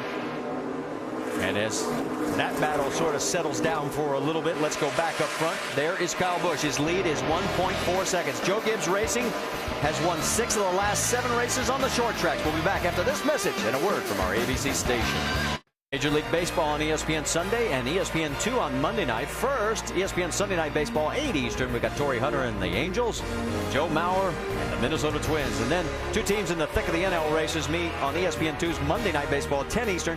Joey Votto and the Reds face Buster Posey and the Giants. Both games available on ESPN3.com.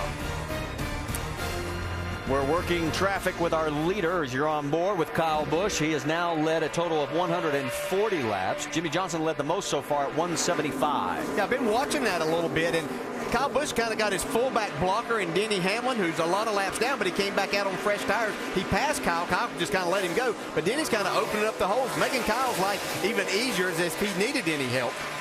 Well, that's Jeff Green lap traffic right in front of him.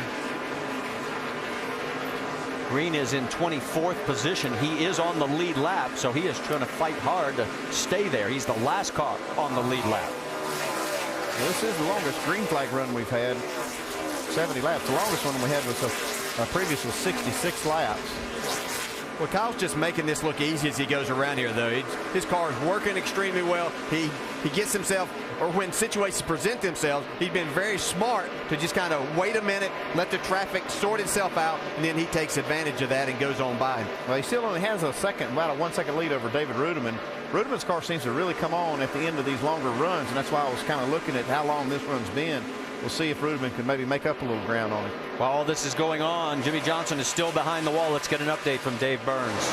They're almost finished, Marty, and ready to go back out and give it a try. Possible suspension damage that they're not sure about how it'll handle, but the main thing was getting the oil cooler and the radiator replaced on the car. And one common sense thing they did for safety was they put the cool down unit on it before they took off the old radiator. You know how hot they can be with the water coming through there, so they didn't get scalded. Also, Chad Knaus told them, slow down. We're so far down, take your time and do it right. Motors refired, and they're getting ready to pull back out. Yeah, they can't drop any farther than where they are in 35th. Everybody below them is already out of the race. And you know, we talked about how Bristol can change the game, and it certainly has in the drive for 5 for that team. How about the drive for 3 in a weekend for the 18 as he is coming up on Sam Hornish? And if Sam, well, he's going to go a lap down and just does, as he's now 23rd. So that means 22 cars on the lead lap. Andy, there's another one of your 2-tire guys in the 83 car, Reed Sorensen. They just changed 2 last time. Yeah, we saw that. We didn't get to see them on the race off, but I checked later. They did take 2 tires and just went straight back. So, boy, if other teams weren't paying attention before, I'm sure they were there. And as we mentioned, that 83 car about Brian Vickers, we want to finish that story. We never got a chance because of a caution that came out. And Vickers, of course, had a news conference. He had surgery to repair a hole in his heart and put a stent in his leg. He says he will be back in time to drive when we hit Daytona in February. So we'll wish him all the best in his recovery. There's your leaderboard after 327 of 500 laps. Kyle Busch still on top. 336 laps turned here at Bristol Motor Speedway tonight. Kyle Busch has now led 159 of them. Now, of note, he is going for the weekend sweep.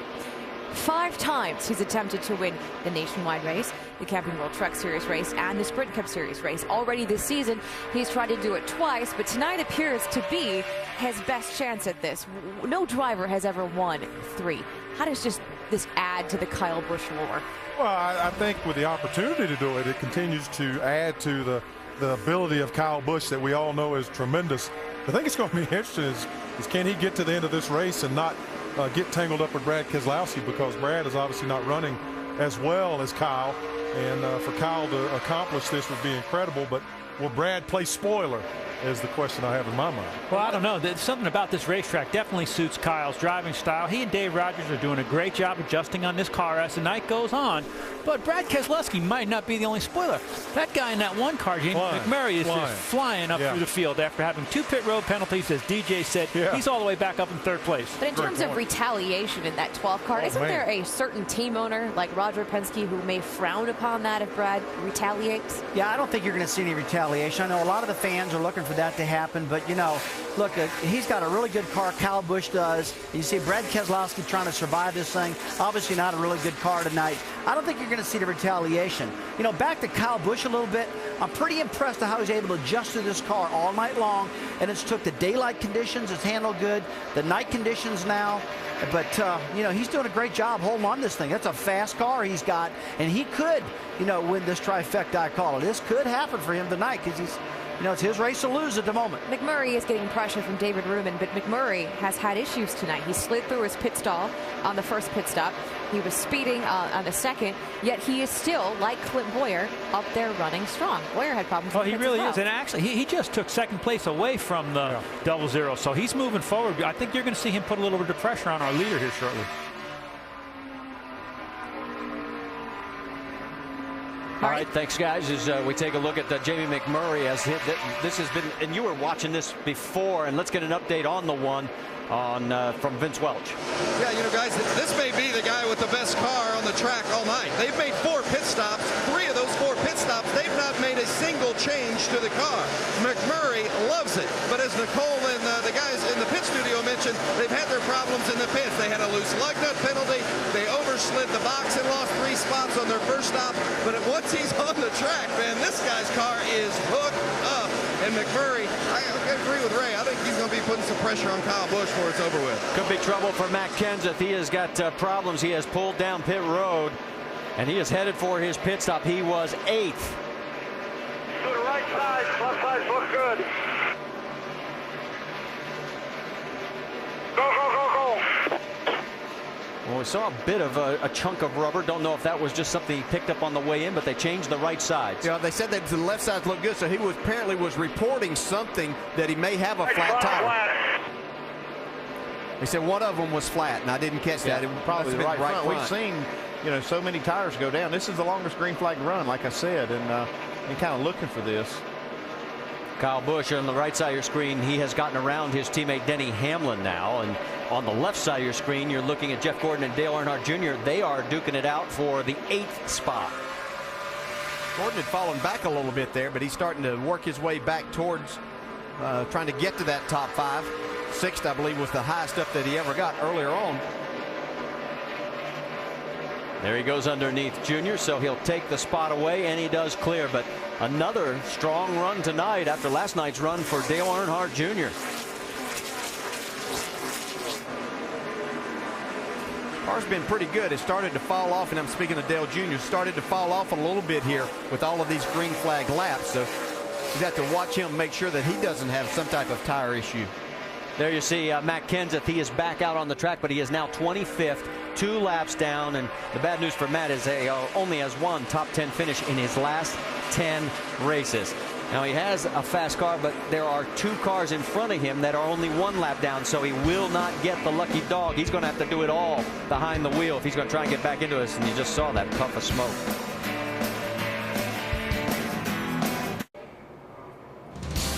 We've gone 107 green flag laps, and the guys on pit road know what that potentially could mean. Green flag pit stops. The pressure will be on because this could be the determining factor in the race. Let's revisit the AT&T Fastest Pit Crew of the Year award. The fastest pit crew is determined by the winner of each race, the pit time, and your vote. Be sure to text the car number to 2258 for your pit crew choice. Look at that out the back. Jamie McMurray is coming. He's going around Mark Martin right now, as Martin has just gone a lap down in 20th position. You're riding on board with the race leader. But look at this. The position changes. He's lost 4 on pit road, gained 9 on the track. Well, he's hoping they only have to make about 1 more pit stop, and he'll be careful and hope for the crew will do their job. You saw the 48. He is back out on the track as well, but Jimmy Johnson 35th, 72 laps down. One other thing to point out for Jamie McMurray. You know, we've been focusing a lot on Clint Boyer and the 5 of Mark Martin. Look what this could do for Jamie's chances to get back into this mix with 2 more races before we hit the chase. Well, he's doing his job. He's getting himself into position. He just needs for now. He's got Mark Martin a lap down, so he doesn't have to be concerned with him. He's concerned if something should happen to that 33, he'd be right there in position to take advantage of it. Clint Boyer right now running in the 4th position, and you're right. If he has a hiccup, Jamie will say, excuse me, and get even closer. There's your race leader, Kyle Busch. There is 2nd place, down on the low line, Jamie McMurray, and this is really starting to get interesting as McMurray has been clicking off some great laps and has been closing the gap at about 1/10 of a second to 2/10 of a second each time around, but now they're fighting a little bit of traffic. Yeah, but his car looks, Jamie in the 1 car looks really fast through the center of the corner. You can see now Kyle has cleared the lap traffic a little bit and able to put a little bit more space back on him. Well, you see we're lapping right now. We have completed 369 laps on lap 199 on the restart. McMurray was 17th. On board right now with Kevin Harvick. Matt Kenseth a couple laps down, as we mentioned. He is now 1 lap down actually in 24th. He's got some fresh tires and he's on the high side. Yeah, a long time since the last pit stop for the other cars, so see how much those new tires make a difference. Kevin Harvick running in the 15th position. Jeff Burton 16th, right behind him, along with Greg Biffle, who's running 17th. And Sam Hornish, who had been on the lead lap, now running 23rd, a lap down, is slowing and heading for pit road. No caution on the track. And one other thing we should probably get ready for. Yeah, right here. Look here. See the 12th car? Kyle Busch is going to have to lap him. Well, this is going to right now. Kyle Busch saying, "I wish that caution would come out." do you honestly think that Brad would do anything in this position? Well, stand by. All right. Keselowski, last car on the lead lap right now. He is 18th. There's the gap between the 2 of them. In case you did not tune in last night, these 2 got together 3/4 of the way through the nationwide race. Brad tapped Kyle as he made a pass. Then Kyle turned Brad and put him in the wall. Kyle continues to close as the laps continue to wind down. It's like he's taking his time about catching this car to put him down a lap. I'm thinking this might be a good time to let Jamie McMurray take the lead. Well, you can see there is Jeff Burton right ahead of Keselowski. He's running in that 17th spot. So a lot of traffic now starting to build in front of our race leader. Yeah, nothing may happen, but you know it has to be on Kyle Busch's mind. You know, you just don't know. When you make some people mad, you're not exactly sure how they're going to react. Even though that was a nationwide race last night. Well, same 2 guys. Here we go. They're getting about as close as they have been since the beginning of this race. He goes down on the inside. Will there be any contact? Giving him plenty of room. Still clean. Brad's going to race him pretty hard. I mean, he wants to stay on the lead lap too, because he's had a decent run tonight. He's running in 18th spot, so he doesn't want to give up this lap. And he's not. He's trying hard. You saw him getting a little happy in the tail end section there as he got a little loose, but Kyle trying to get a nose in front. Yeah, and you can see Kyle was glad to see that bottom lane kind of open up, but you can see Brad really forcing him down. Yeah, he's making him work extremely hard, and I think that was Brad's plan kind of all along. But Kyle has to feel a lot better that a guy down on the inside can do a lot more to you from that standpoint. But see, Brad has run him awfully hard right here, but looks like Kyle's going to clear him. And Kyle, we can tell you, has now cleared and has clinched most laps led tonight as he finally gets around the 12 of Keselowski. Now, just in case you were not with us last night, let's go back for the battle for first. Yeah, these guys had a great battle of about 15 laps. You see Kyle tried to put a slide job. Didn't quite clear Brad Keselowski. Kyle took exception to that, went down and admittedly said that he dumped him. It made him mad that Brad had got into the back of him. Kyle would go on to win the race. Word we're getting right now, the 9 of Casey Kane is slowing on the track. So Kane, who had worked his way back up to the 7th position, all of a sudden is slow here on the front straightaway. It's like and the right front down. Yep. Good call, guys. So a tough break again for Casey Kane. He rallied back after getting a speeding penalty. Got all the way back into the top 10, and here under green flag situations, you're definitely going down a lap or two when you have to pit. And we'll point out again, just for those if you didn't join us, under green flag conditions, you only have to go in the side, and then you can go out and straight back out on the racetrack from just the one pit road. You don't have to go around the entire length of both pit roads. On board with Kyle Busch, that is second place. Jamie McMurray right behind him. You're looking at the laps, you're saying 115 to go. Remember, this is a half-mile track, and the laps click off at about 16 seconds a lap. There's no doubt that Jamie McMurray's car is a little better than Kyle Busch right now. See if he can make a good enough run on that bottom side. That looks like where Kyle's going to make him go to make the pass. Well, here he goes. He's underneath him. Doesn't have enough to get it done there. Right here's where Jamie's car's been really good and able to turn and get back to the gas. See Kyle really driving his hard. He wants to keep the lead. Well, and Jamie has to give up there because the slower traffic of Jimmy Johnson, who's out there just trying to get as many points back as possible. Now he'll rejoin the battle. Yeah, we've also seen Jamie up on that high side being able to make passes when he was coming up through traffic. Let's see if he can hold him down. See, Kyle kind of shuts the door on him right there. Jamie had a nice run, though. Shut it. He slammed it. Yeah, here he goes. Yeah, not this time. Side by side, do we have a new leader? Jamie McMurray is going to get the lead. Can he seal the deal? Yeah, I think Kyle Busch just gave it to him right there. Knowing there's a lot of laps left, they're going to make another pit stop. He's going to have an opportunity to win this race, and he has the best car on these restarts. He'll be our 5th different leader, our 10th lead change. So there is a new race leader, 111 laps to go here at Bristol. We'll be back with more after this message and a word from our ABC stations.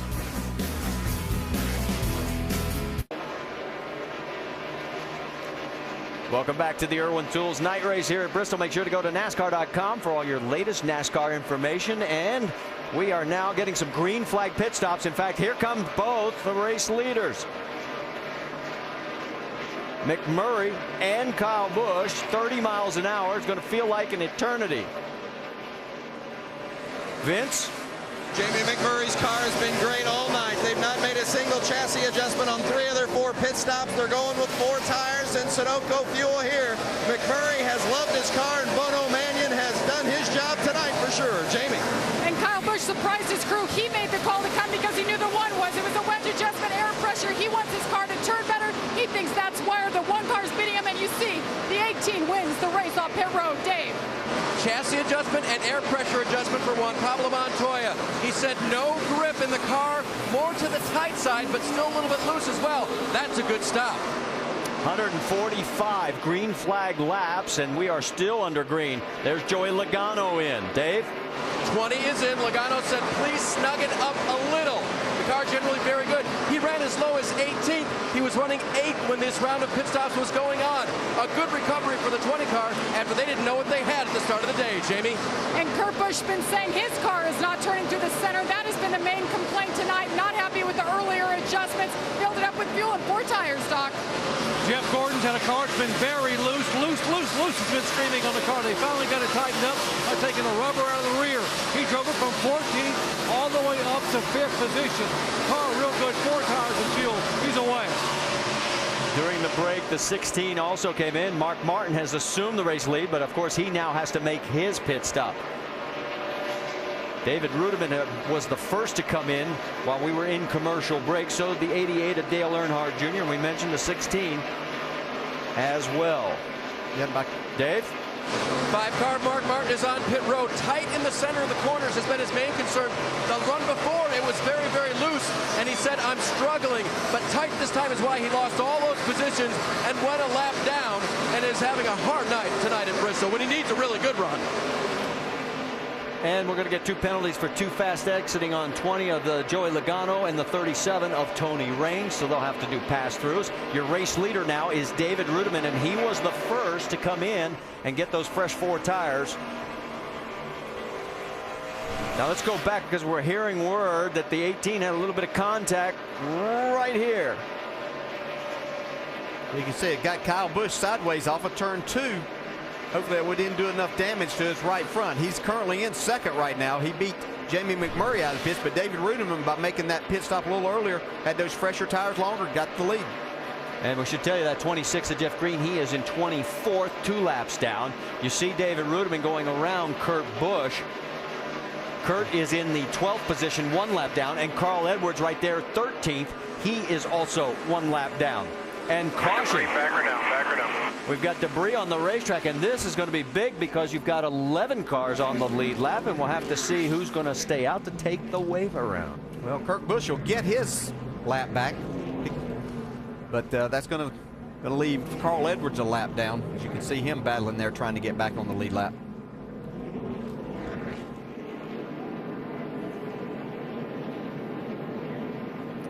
Take a look at Jamie McMurray there right now. Now, we talked about all those positions he lost on pit road.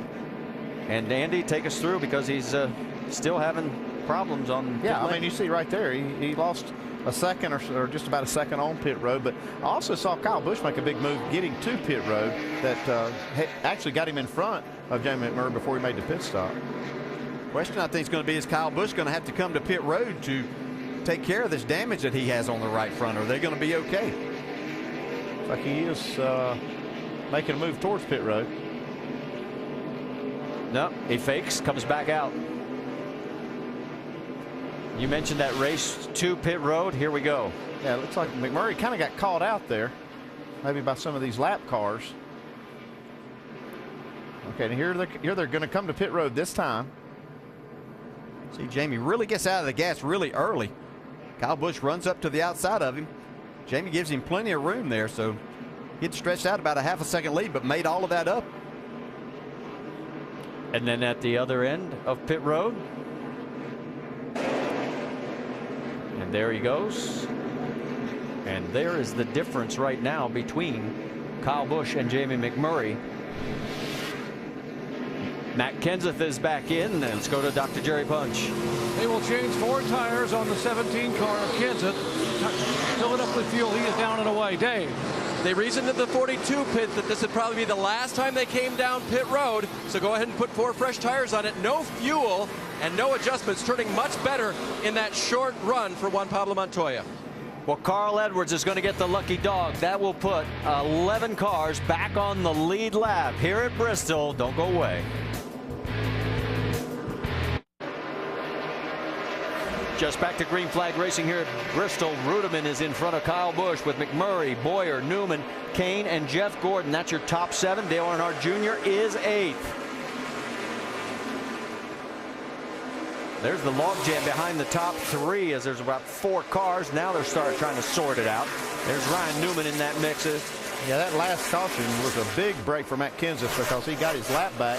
Remember, he had that flat tire and had to make that unscheduled stop. He did, and he restarted 7th, but he has dropped 3 positions since the restart already, so he has slid back to 10th. Yeah, and I'd mentioned that Kurt Busch was going to get the lucky dog. He was actually ahead of the leader just when the caution came out, so he'd got back on the lead lap, and Marty told you that Carl Edwards was the one that got the free pass. And how about Casey Kane? Remember when he was in a spot of trouble there? We thought that that was going to be costly for him, but the caution came out at the opportune time. He, too, on the lead lap, running in 6th right now. David Ruderman holding off Kyle Busch. Busch has led 211 laps tonight. We've had 9 different leaders, 14 lead changes. And there's Jeff Gordon side by side with Kenseth. Yeah, and Casey Kane just took over the 5th spot from Ryan Newman. Here we go, pass for the lead. Kyle said, Dave, you've had plenty of camera time up front. I think I want it back. But David's saying no way, not yet. Great racing at Bristol. This is what we saw last night. A lot of side-by-side action, and the guys are doing it again. And you see Jamie McMurray close in a little bit as these guys race side-by-side. Kyle, once again, couldn't make the pass.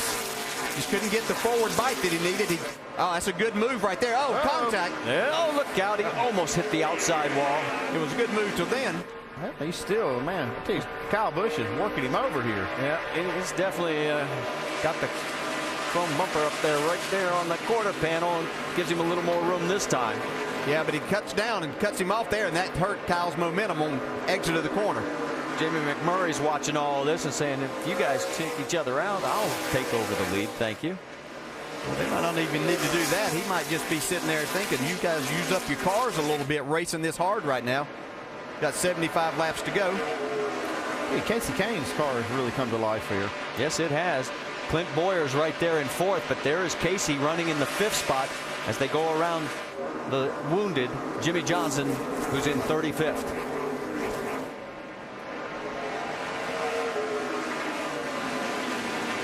Rudiman still holding on to that top spot right now as the laps continue to wind down, and it won't take us long, especially if we stay green like we did the last stretch.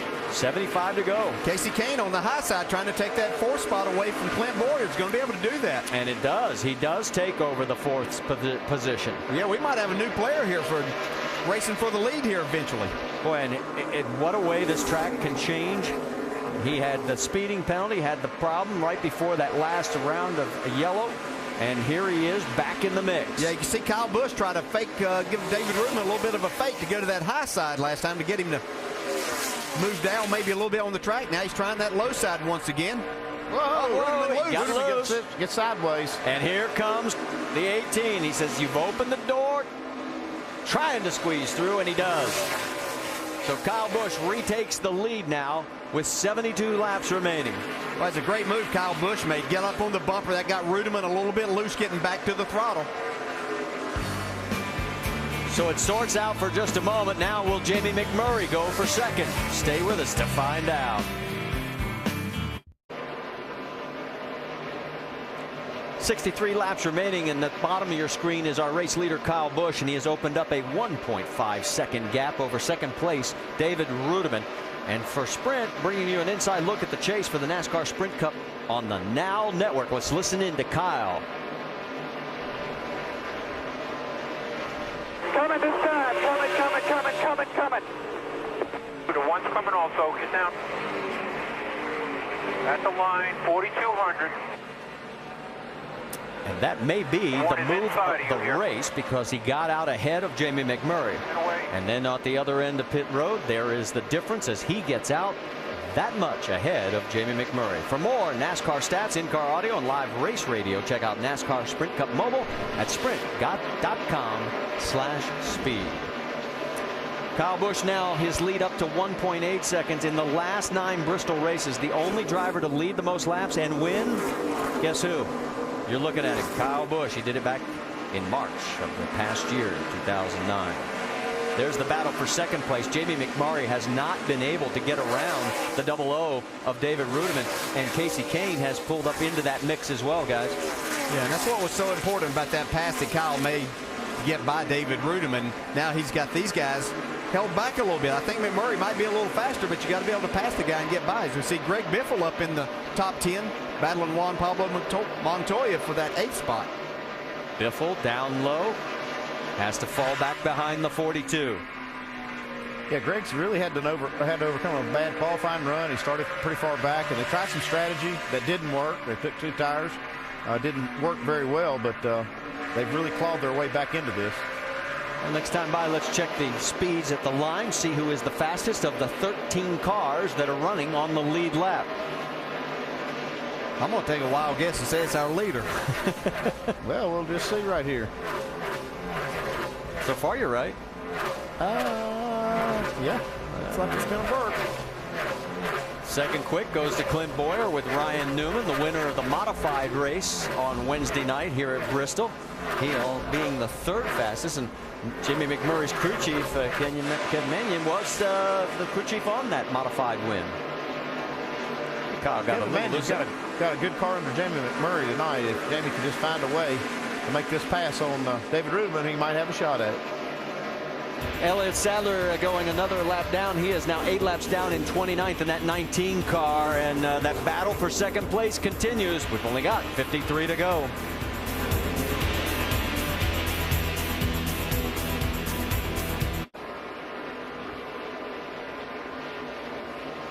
.456 laps down at Bristol Motor Speedway on this historic night. It was the 100th green flag start of the Sprint Cup Series here at this track, and it could be a historic night as well, because Kyle Busch has seriously laid down a weekend. He won the Truck Series race by leading 116 laps. In the Nationwide Series race, he went on and led 116 laps. However, he's led a whole lot more in this race. Right now, he is leading 241 laps of this event. The only driver that's able to give him even a mild run for his money has been David Rubin and Jamie McMurray. But it looks to be Kyle's night to lose. Yeah, he's got a great run going on. There's just no doubt about that. He's got that clean air right now. He hasn't had to battle anybody too hard except for David Rudem of late. And boy, with only 41 laps to go, it looks like he's got this thing pretty well in good shape to win this race and make this thing 3 wins this particular week. That's an impressive run out of him. Outstanding feat thus far, but I'm still, I think with this tire, it's a really, really, like I say, durable, firm tire. We're seeing guys really struggle, maintaining pace, maintaining speed on this tire, getting a good grip with a lot of these race cars. We've seen a little bit of right front tire trouble. I don't think we're through with that, even though we've only got 39 laps to go. I think we could still see some right front tire failures and create a caution, which will bunch the field back up. And I think if that happens, Jamie McMurray has a serious shot at Kyle Busch. Well, that could definitely be in the mix. We could be poised to see something in history. I mean, Kyle has set record after record for as little time as he has spent in the race car. So we may see the first ever three-peat weekend. But as Brad said, there could be a caution that could jumble some things around. With this hard tire, we've seen cars change on the restart. And then it goes back, do you pit, do you not pit? That's right. Do you do 2, do you do 4, do you do over. none? I don't know. What about the guys in the booth? What do they think? Well, I don't think we think it's over. That's for sure. Although for Dale Earnhardt Jr., you saw him getting passed by Kurt Busch. He's dropped back now to the 10th position. He was up to 7th when this run started. Yeah, it looks like the handling's kind of gone away on his car a little bit. He's going the wrong way at the wrong time. This race is running out, and he's got some good cars still behind him that might even pass him. Total of 13 cars on the lead lap. We have a total of 8 cars that are out of this race. Jimmy Johnson, just to let you know, is the last car out there running in 35th, 81 down. So let's also update the 29 of Kevin Harvick. It has not been the kind of night that Kevin has been accustomed to. As you can see his cycle there, as Harvick running 1 lap down right now in 14th. He would get the lucky dog if we get another caution. How about Juan Pablo Montoya? Let's check in on him because he's tracking down Ryan Newman. Newman's in that 6th spot, and Montoya would love to take it away. Well, Montoya's had a good solid night. He's been right around the top 5 the majority of the night. Had that contact with Jimmy Johnson. Didn't seem to hurt his car, but put Jimmy out for quite a while. Well, you heard the guys down in the pit studio talking about tires. Let's get an update from Dr. Jerry Punch. You heard Brad say he thought that we may have some more tire issues. I'm already hearing several crew chiefs talking to their drivers about being careful with the right front tire. Remember the right front of the 17 car? Matt Kenseth had to go down. He only had 75 laps on that right front tire. He pitted on lap 410. They're warning him and others, be very careful, guys. A lot of brake heat, a lot of wear on that right front. We only have 30 laps to go.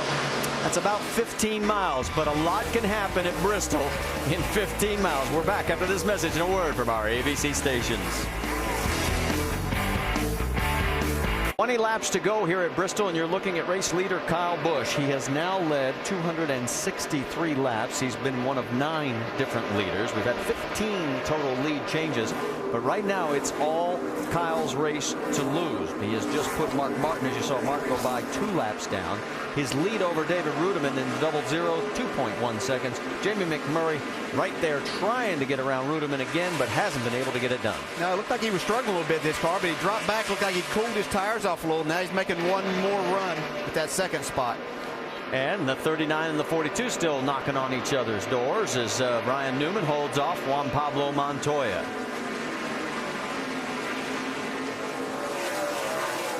Newman looked like he's struggling a little bit, but he's just determined he's going to stay in that high line and make Montoya try to pass him from that bottom side, which has proved to be very difficult to do tonight. You see Tony Stewart, he had his troubles earlier in the race. He's now 6 laps down, shown in 27th position. While those guys continue, the margin up front is still 2.3 seconds. Great run for David Ruderman, even if he does not win this race. Remember, he had food poisoning just a couple of nights ago, and he has toughed it out and has done a marvelous job.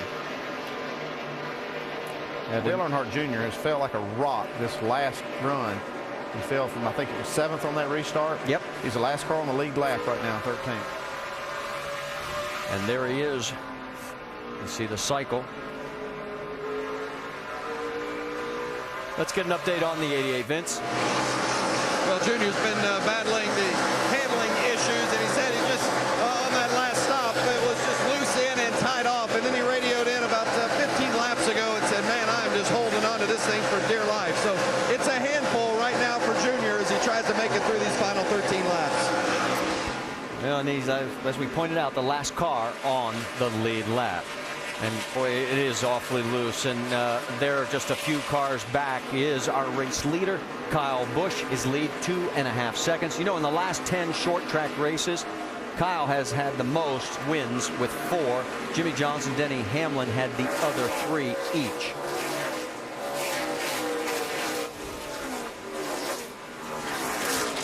Car right in front of him is Paul Menard. Not much of a birthday present for Paul, as he has never really been high in the mix. It's only about 10 laps to go, but Brad Keselowski's just up ahead of this 18 car. He'll have to pass him one more time. Yeah, you can see on the pointers exactly where Brad is.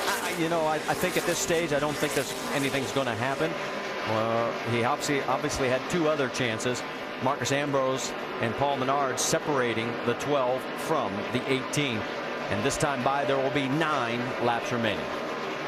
Yeah, it doesn't look like he's probably going to get there. Brad's running decent lap times right now. And there are a couple of cars, and Kyle knows that he has a good lead. So he's just trying he's got a big not lead make right any now. mistakes right now. Yeah, Menard's in 21st, and he'll now go 2 laps down. Jamie, what do you have? Well, I think it's interesting. Sometimes Kyle Busch has a tendency to underestimate himself and the car.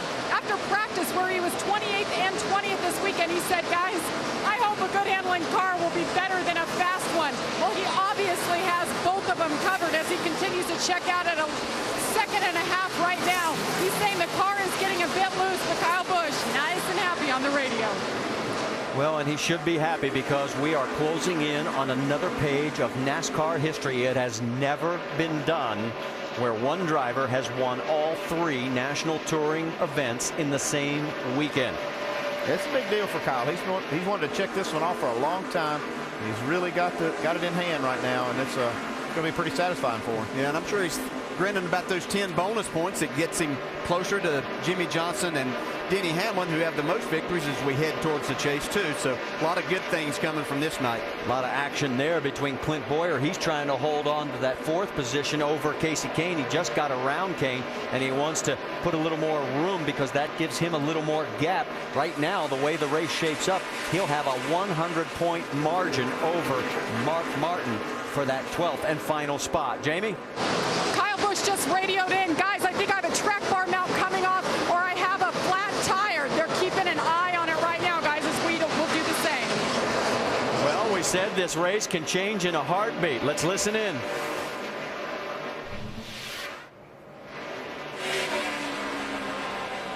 Tell him I think the track bar mount's falling out of it. Either that or a flat, yeah. 4. Keep your eyes open here. Yeah, I'm not sure about that. I think he's got this thing well in hand with 2 to go. 2 laps remaining. Coming up on Dale Earnhardt Jr. White flag. Jr., the last car on the lead lap in 13th. And here we go. The final lap. It will be his 19th win in his 210th start. His 3rd win of 2010. His 4th Bristol win. What a weekend. You heard him say it. What a weekend. You're about to see history. The first man ever to sweep all 3 touring series. Oh, yeah. Kyle Busch. David Ruderman 2nd, McMurray 3rd, Clint Boyer 4th, Casey Kane rounding out your top 5. What, you might not always agree with everything he says or does, but you can never deny the amount of talent that he has. He's going to pick up 5 spots in the chase and move up to 3rd. And we can also tell you, with Jeff Gordon coming across the line in 11, he has clinched his spot in the chase. All right, let's focus in on Kyle. There is Joe Gibbs. That moment that they always have as they celebrate. And now the celebration will begin in victory lane. That's cool.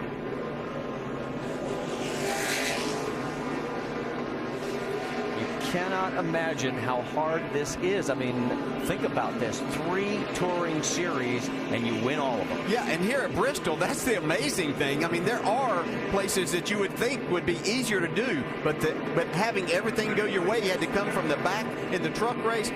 Just incredible. He had to survive a hard race last night and then 500 laps here tonight. He had only 2 top 10 finishes in the last 9 races before tonight. You want to talk about gaining some momentum.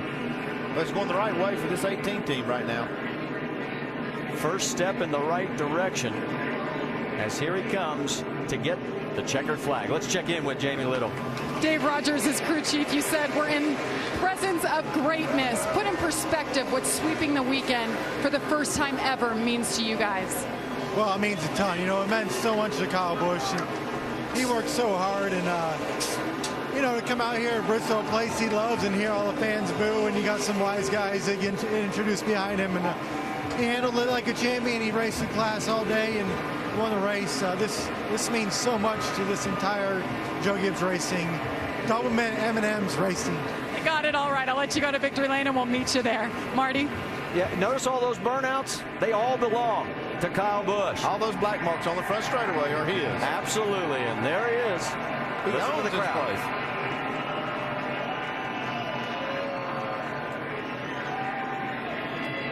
And the crowd gives him the credit that he is due for what he has accomplished that no one else has ever done in the history of NASCAR.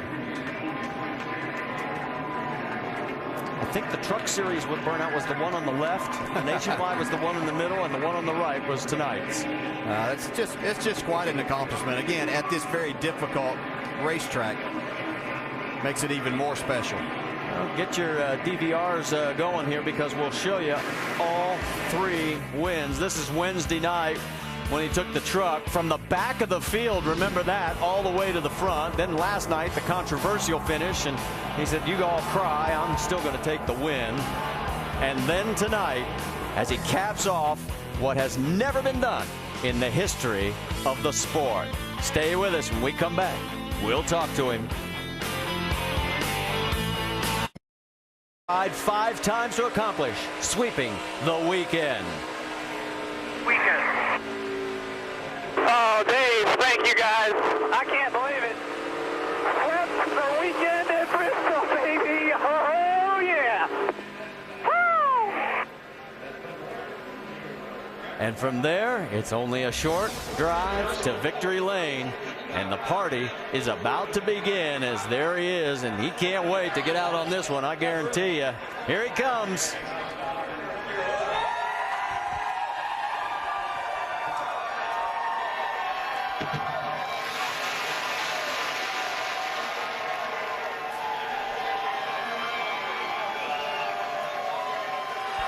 Jamie, let's send it down to you. You know this is a special moment, and there is the broom for the official sweep. Kyle, I know you kind of sometimes push the records to the side, but everybody on this team knew this was a big deal to get the job done tonight. What does a sweep mean to you, including winning in your own equipment the other night in the Truck Series? It means a lot. I'm out of breath. I've been screaming the whole time. Normally you take your time to get your breath back, and I used to it all up, but man, I can't say enough about this team, Joe Gibbs Racing and Kyle Busch Motorsports earlier this week, but man, this Doublemint Camry was awesome today. I mean, what a great race car. It's the second time we ran it this year, and second race for Doublemint, and we won for them, so that's pretty awesome. But again, I can't thank these guys enough. Flawless pit stops. We got beat just by the timeline over there with Jimmy one time, and other than that, these guys were awesome. So M&M's, combos, interstate batteries, Toyota, of course, Sprint for the awesome series. You know, I got a great cell phone, so NOS energy drink's always good for you too. Marquis Jets, Gillette, of course, and all my loving fans. It's awesome. Kyle, take us back to that last pit stop. You actually made the call to pit. I'm coming, guys, and they jumped off the wall because you knew Jamie was coming. How important and key was that move? Yeah, I knew the 00 jumped us, and I was like, I can't let any of these other guys jump us. And when we came out on the pit cycle, he was ahead of us, you know, so I had to try to run him down, and fortunately I got past him there after the yellow. But yeah, with McMurray, I didn't want to get beat again, you know, with guys on tires and him get out in front of me and then me have to run him down and pass him later. So it was good to come to the pits when we did, and we were able to get our tires, and actually we beat him out of the pits by a mile. So really, like I said, really good pit stops by these guys, and can't thank Joe and JD enough. I mean, this is awesome. I love the opportunity to come out here. I love Bristol, and I love winning, and to do it for the first time ever in NASCAR, to sweep a weekend, that's man, that's pretty awesome. I don't know what to think, but I've been trying to do this since I got to NASCAR, since I got in my NASCAR career, and fortunately tonight I was able to get it done, be the first one to do it, and I'm the first of a lot of things. The 5th was a charm. This was your first opportunity to do it, and you got it done. The points, it seems like maybe you've lost a little bit of hope over the last month or two. You guys gained 5 positions, Kyle, 3rd. What does that mean looking forward to the chase? Well, I mean, it's great. You know, we had a strong car at Bristol. We knew we'd run well here, so we were really looking forward to capitalizing and get ourselves jumped in front of the bubble spot. You know, we didn't want to be back there where we were, and so it's still a tight point race here for the next 2 races, but Atlanta is one of our struggle points, so hopefully this week off we can regroup a little bit, think about some things, really go to Atlanta, try to run fast, but then we go to Richmond, another one of my favorite places, so hopefully we can win again there. All right, congratulations. Kyle Busch sweeps the weekend at Bristol. Marty? One of 6 driver changes in the points championship in that top 12, as a lot of shuffling goes on here at Bristol, with now 2 races remaining before the chase begins. Well, this celebration is going to continue. We've got a lot more coming your way from here at Bristol. There is the high fives from the team, as Kyle Busch has made history, becoming the first ever in NASCAR to win the Truck Series, the Nationwide Series, and the Sprint Cup Series all in one weekend.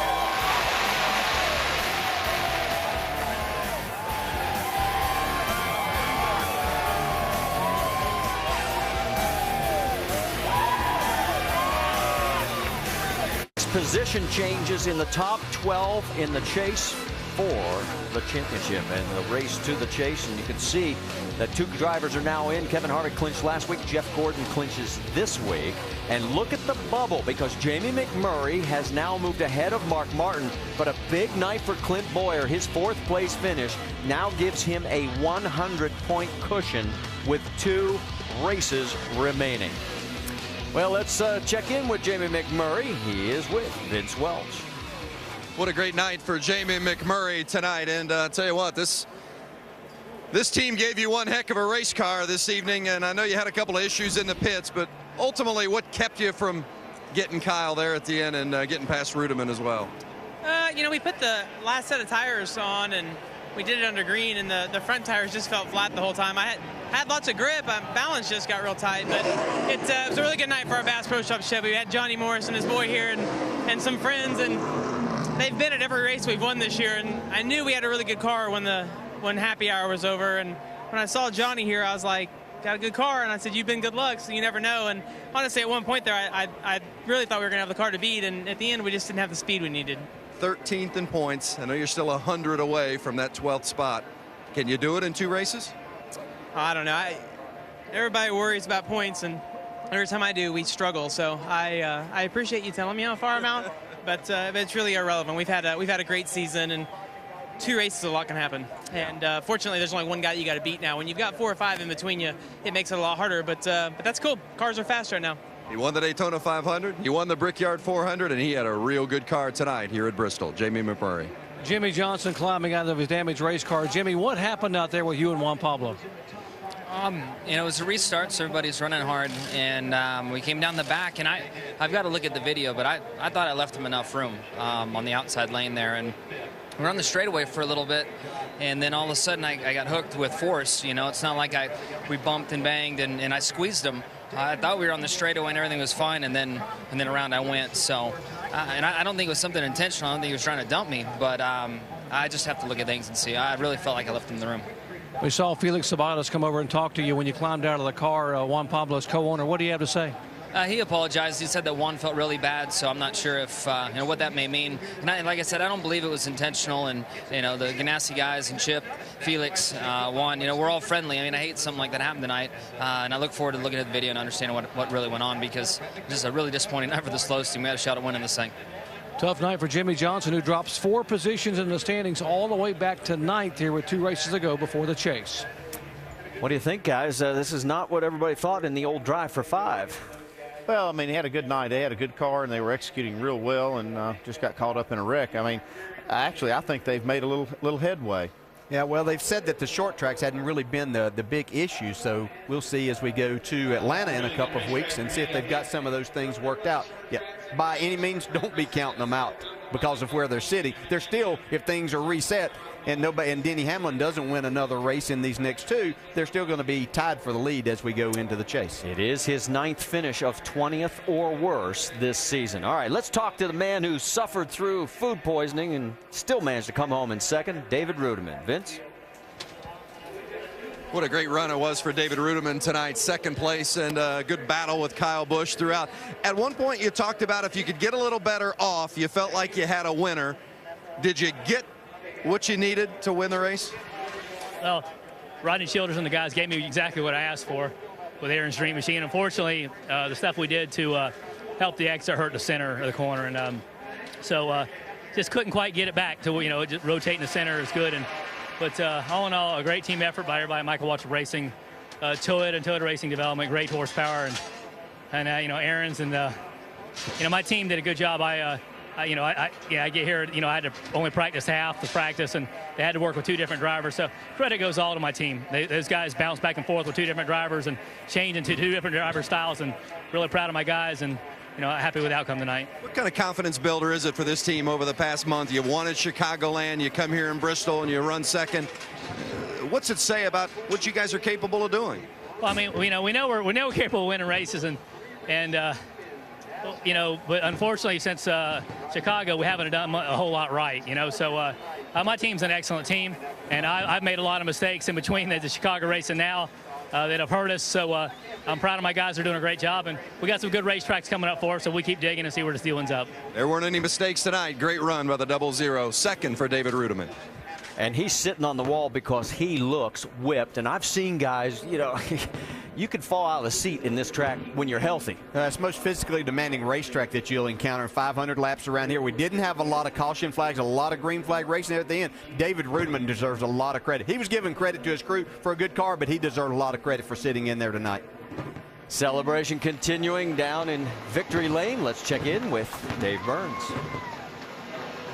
Well, Clint Bowyer comes home 4th on a night when he desperately needed to do something very, very good. But you fought a loose race car and the speeding penalty on pit road, too. How'd you get here? Yeah, the speeding penalty was my fault. I apologize to the guys, but I had to get up on the wheel and make it up for them. But Hamburgers Helpful Chevrolet, all weekend long, the guys did a good job. This is what we got to do.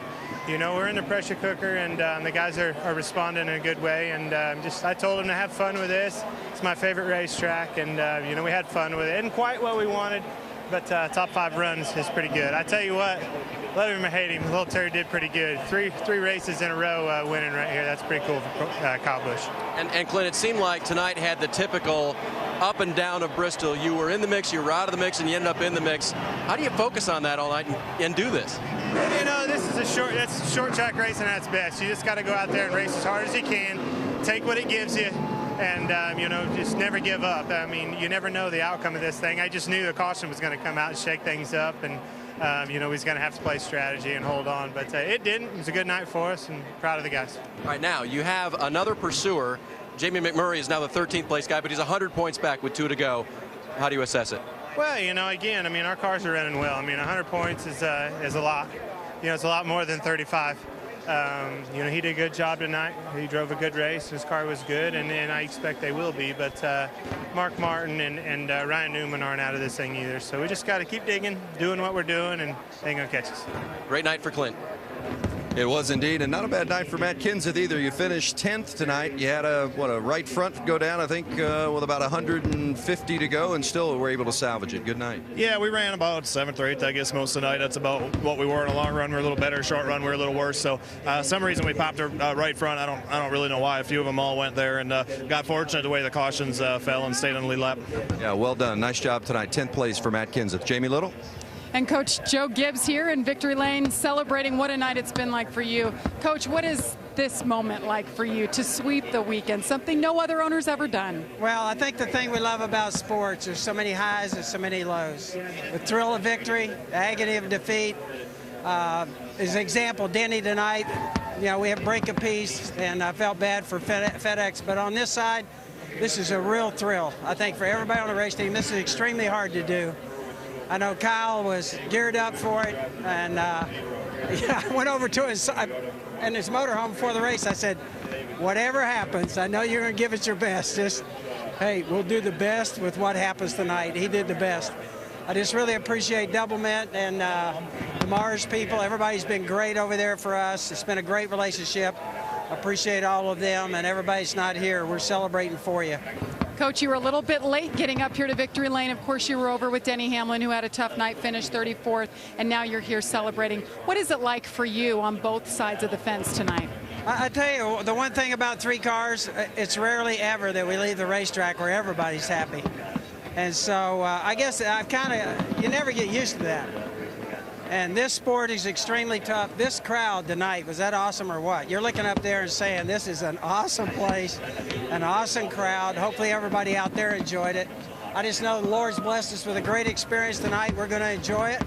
And it was a thrill. Congratulations. Coach Joe Gibbs. Marty? And the coach mentioned Denny Hamlin having a rough night. Yes, it was. 34th, 27 laps down. And the last 4 Nationwide Cup double sweeps in the weekend have been by his drivers at Joe Gibbs Racing. Well, as the fireworks continue, let's check in with Dave Burns. Well, Casey Kane endured a little bit of the typical Bristol tonight. Penalized for speeding. I guess penalized for running over something that gave you a flat tire. Which one concerned you more? I don't know what happened with the flat tire. I just the speeding. I sped around the whole pit road, so I just needed to slow my whole speed limit down. We were just a little too fast there. We did that, and we're good the rest of the race. Just had a lot of cars to pass. Budweiser team did a nice job. The Ford engine ran good, and we just weren't quite good enough to run with, say, Kyle and his 00, but we were still pretty good. I mean, it seemed like, yeah, if you could get up there, then you'd have something for him, maybe. Maybe. I don't know. I think I got about as far as I could. Clint got me right there at the end. He passed a bunch of cars tonight, too. So I'd say we were about a 5th place car, and we ran 5th. After your 11th place qualifying run, were you surprised that you ran as well as you did, or did the qualifying really set it up for you and let you know you were going to have a good Bristol night? Well, I'd say the biggest thing was Kenny Francis and Keith, our engineer. We weren't very good yesterday in practice. We qualified pretty good, and they looked at that and compared things and found a really good setup for tonight. So I was happy with the way the car started. Then we just started passing cars, and we're kind of in the middle of the pack. And it's tough. I mean, everybody goes so hard here. It's tough to pass that many cars in one night. We had a pretty good car. All right, they did it. And for the 3rd time in his 14 starts at Bristol, Casey Kane finishes in the top 5. Well, and 4 of those drivers, including Casey Kane, rebounded from disaster or near disaster to finish in the top 10, along with Jamie McMurray, Clint Boyer, and Matt Kenseth. Those 4 managing to do what we talked about. You've got to be resilient, and you brought it up at the beginning of the show. Yeah, it's just a tough racetrack, and I think that's what makes this young man's accomplishment even more of a great feat. You know, we said and documented he tried to go for this at 4 other times before this weekend. To do it here at Bristol, almost 1,000 laps of racing, and to come out on top in 3 different divisions, 3 totally different vehicles, just shows what incredible talent he has. Yeah, it almost made this night look easy for him by starting in the rear with his truck, and the troubles that he had last night, he made it almost look easy tonight, although this is a very difficult race to win. So as we get ready, I mean, Kyle can clinch his spot in the chase for the championship with a 40th or better next week. Yeah, they put themselves in position there. Once again, those 10 bonus points again tonight got him within 20 of what the two guys up front would have. So a big night for these guys in a lot of different ways. Yeah, it was just a big night overall. What a great crowd. I've never seen it any better here. It was just a great night overall. It really was. All right, let's tell you what's coming up on the calendar because we've got a lot coming your way. We'll start off with NASCAR Nows tomorrow morning, 10 a.m. Eastern over on ESPN2. And then the Nationwide Series heads north of the border to Montreal Sunday, 2 o'clock Eastern. That also on ESPN2. And Cup Series has next week off, but in 2 weeks, Labor Day weekend from Atlanta, Sunday, September 5th, 7:30 Eastern. That also on ESPN. And we'll send it down to the pit studio for Nicole and you guys to take us home. Marty, DJ, Andy, thank you very much. Some perspective of the 956 laps led and raced around this track this weekend. Kyle Busch led 515 of them. That is 54%. And Ray, when you sat back and said, wow, this is really something that no one has ever done. Now, this kid is doing an incredible job, and he is really starting to click now with his new crew chief, Dave Rogers. I think they could end up being a bigger factor in this chase than anybody's given them credit for. And we saw some great racing tonight. All in all, the Have At It boys really didn't come to fruition. The guys really raced well, and we saw some good racing. Yeah, I mean, hats off to Kyle Busch, Dave Rogers, Joe Gibbs Racing. It's an outstanding feat that these guys accomplished over this past week. Shows the incredible talent that Kyle Busch has. Once again, another tough night for our former champ, Jimmy Johnson, as well as Tony Stewart. Both of those guys fell a little bit in the point system, so it continues to be interesting, Rusty. I think Kyle Busch, though, could be a threat come chase time. Well, he did a good job, no doubt about that. But some of the guys that really impressed me were Jamie McMurray and Clint Boyer. They got it done when they needed to get it done. They had to catch up in the points. They both really ran strong tonight. A good run out of both of those. Well, hey, the next week, the Sprint Cup Series takes a breather. We head north of the border, though, for the NASCAR Nationwide Series race at Montreal. That is next Sunday, 2 Eastern on ESPN2. The next Sprint Cup race comes to you from Atlanta Sunday, September 5th, 7:30 Eastern on ESPN. Congrats once again to Kyle Busch, who swept the weekend. Drivers, start your engine! Welcome to good old Bristol. And the Irwin Tools 500 is green. Now the 12 of Brad Keselowski can look over and say, hello, Kyle. The sun has set at Bristol Motor Speedway. It is officially a night race. 3 wide, 00 on the bottom. Whoa! Johnson gets turned. He's into the wall. Man, this has not been going good for them. What the hell? What a weekend. You're about to see history.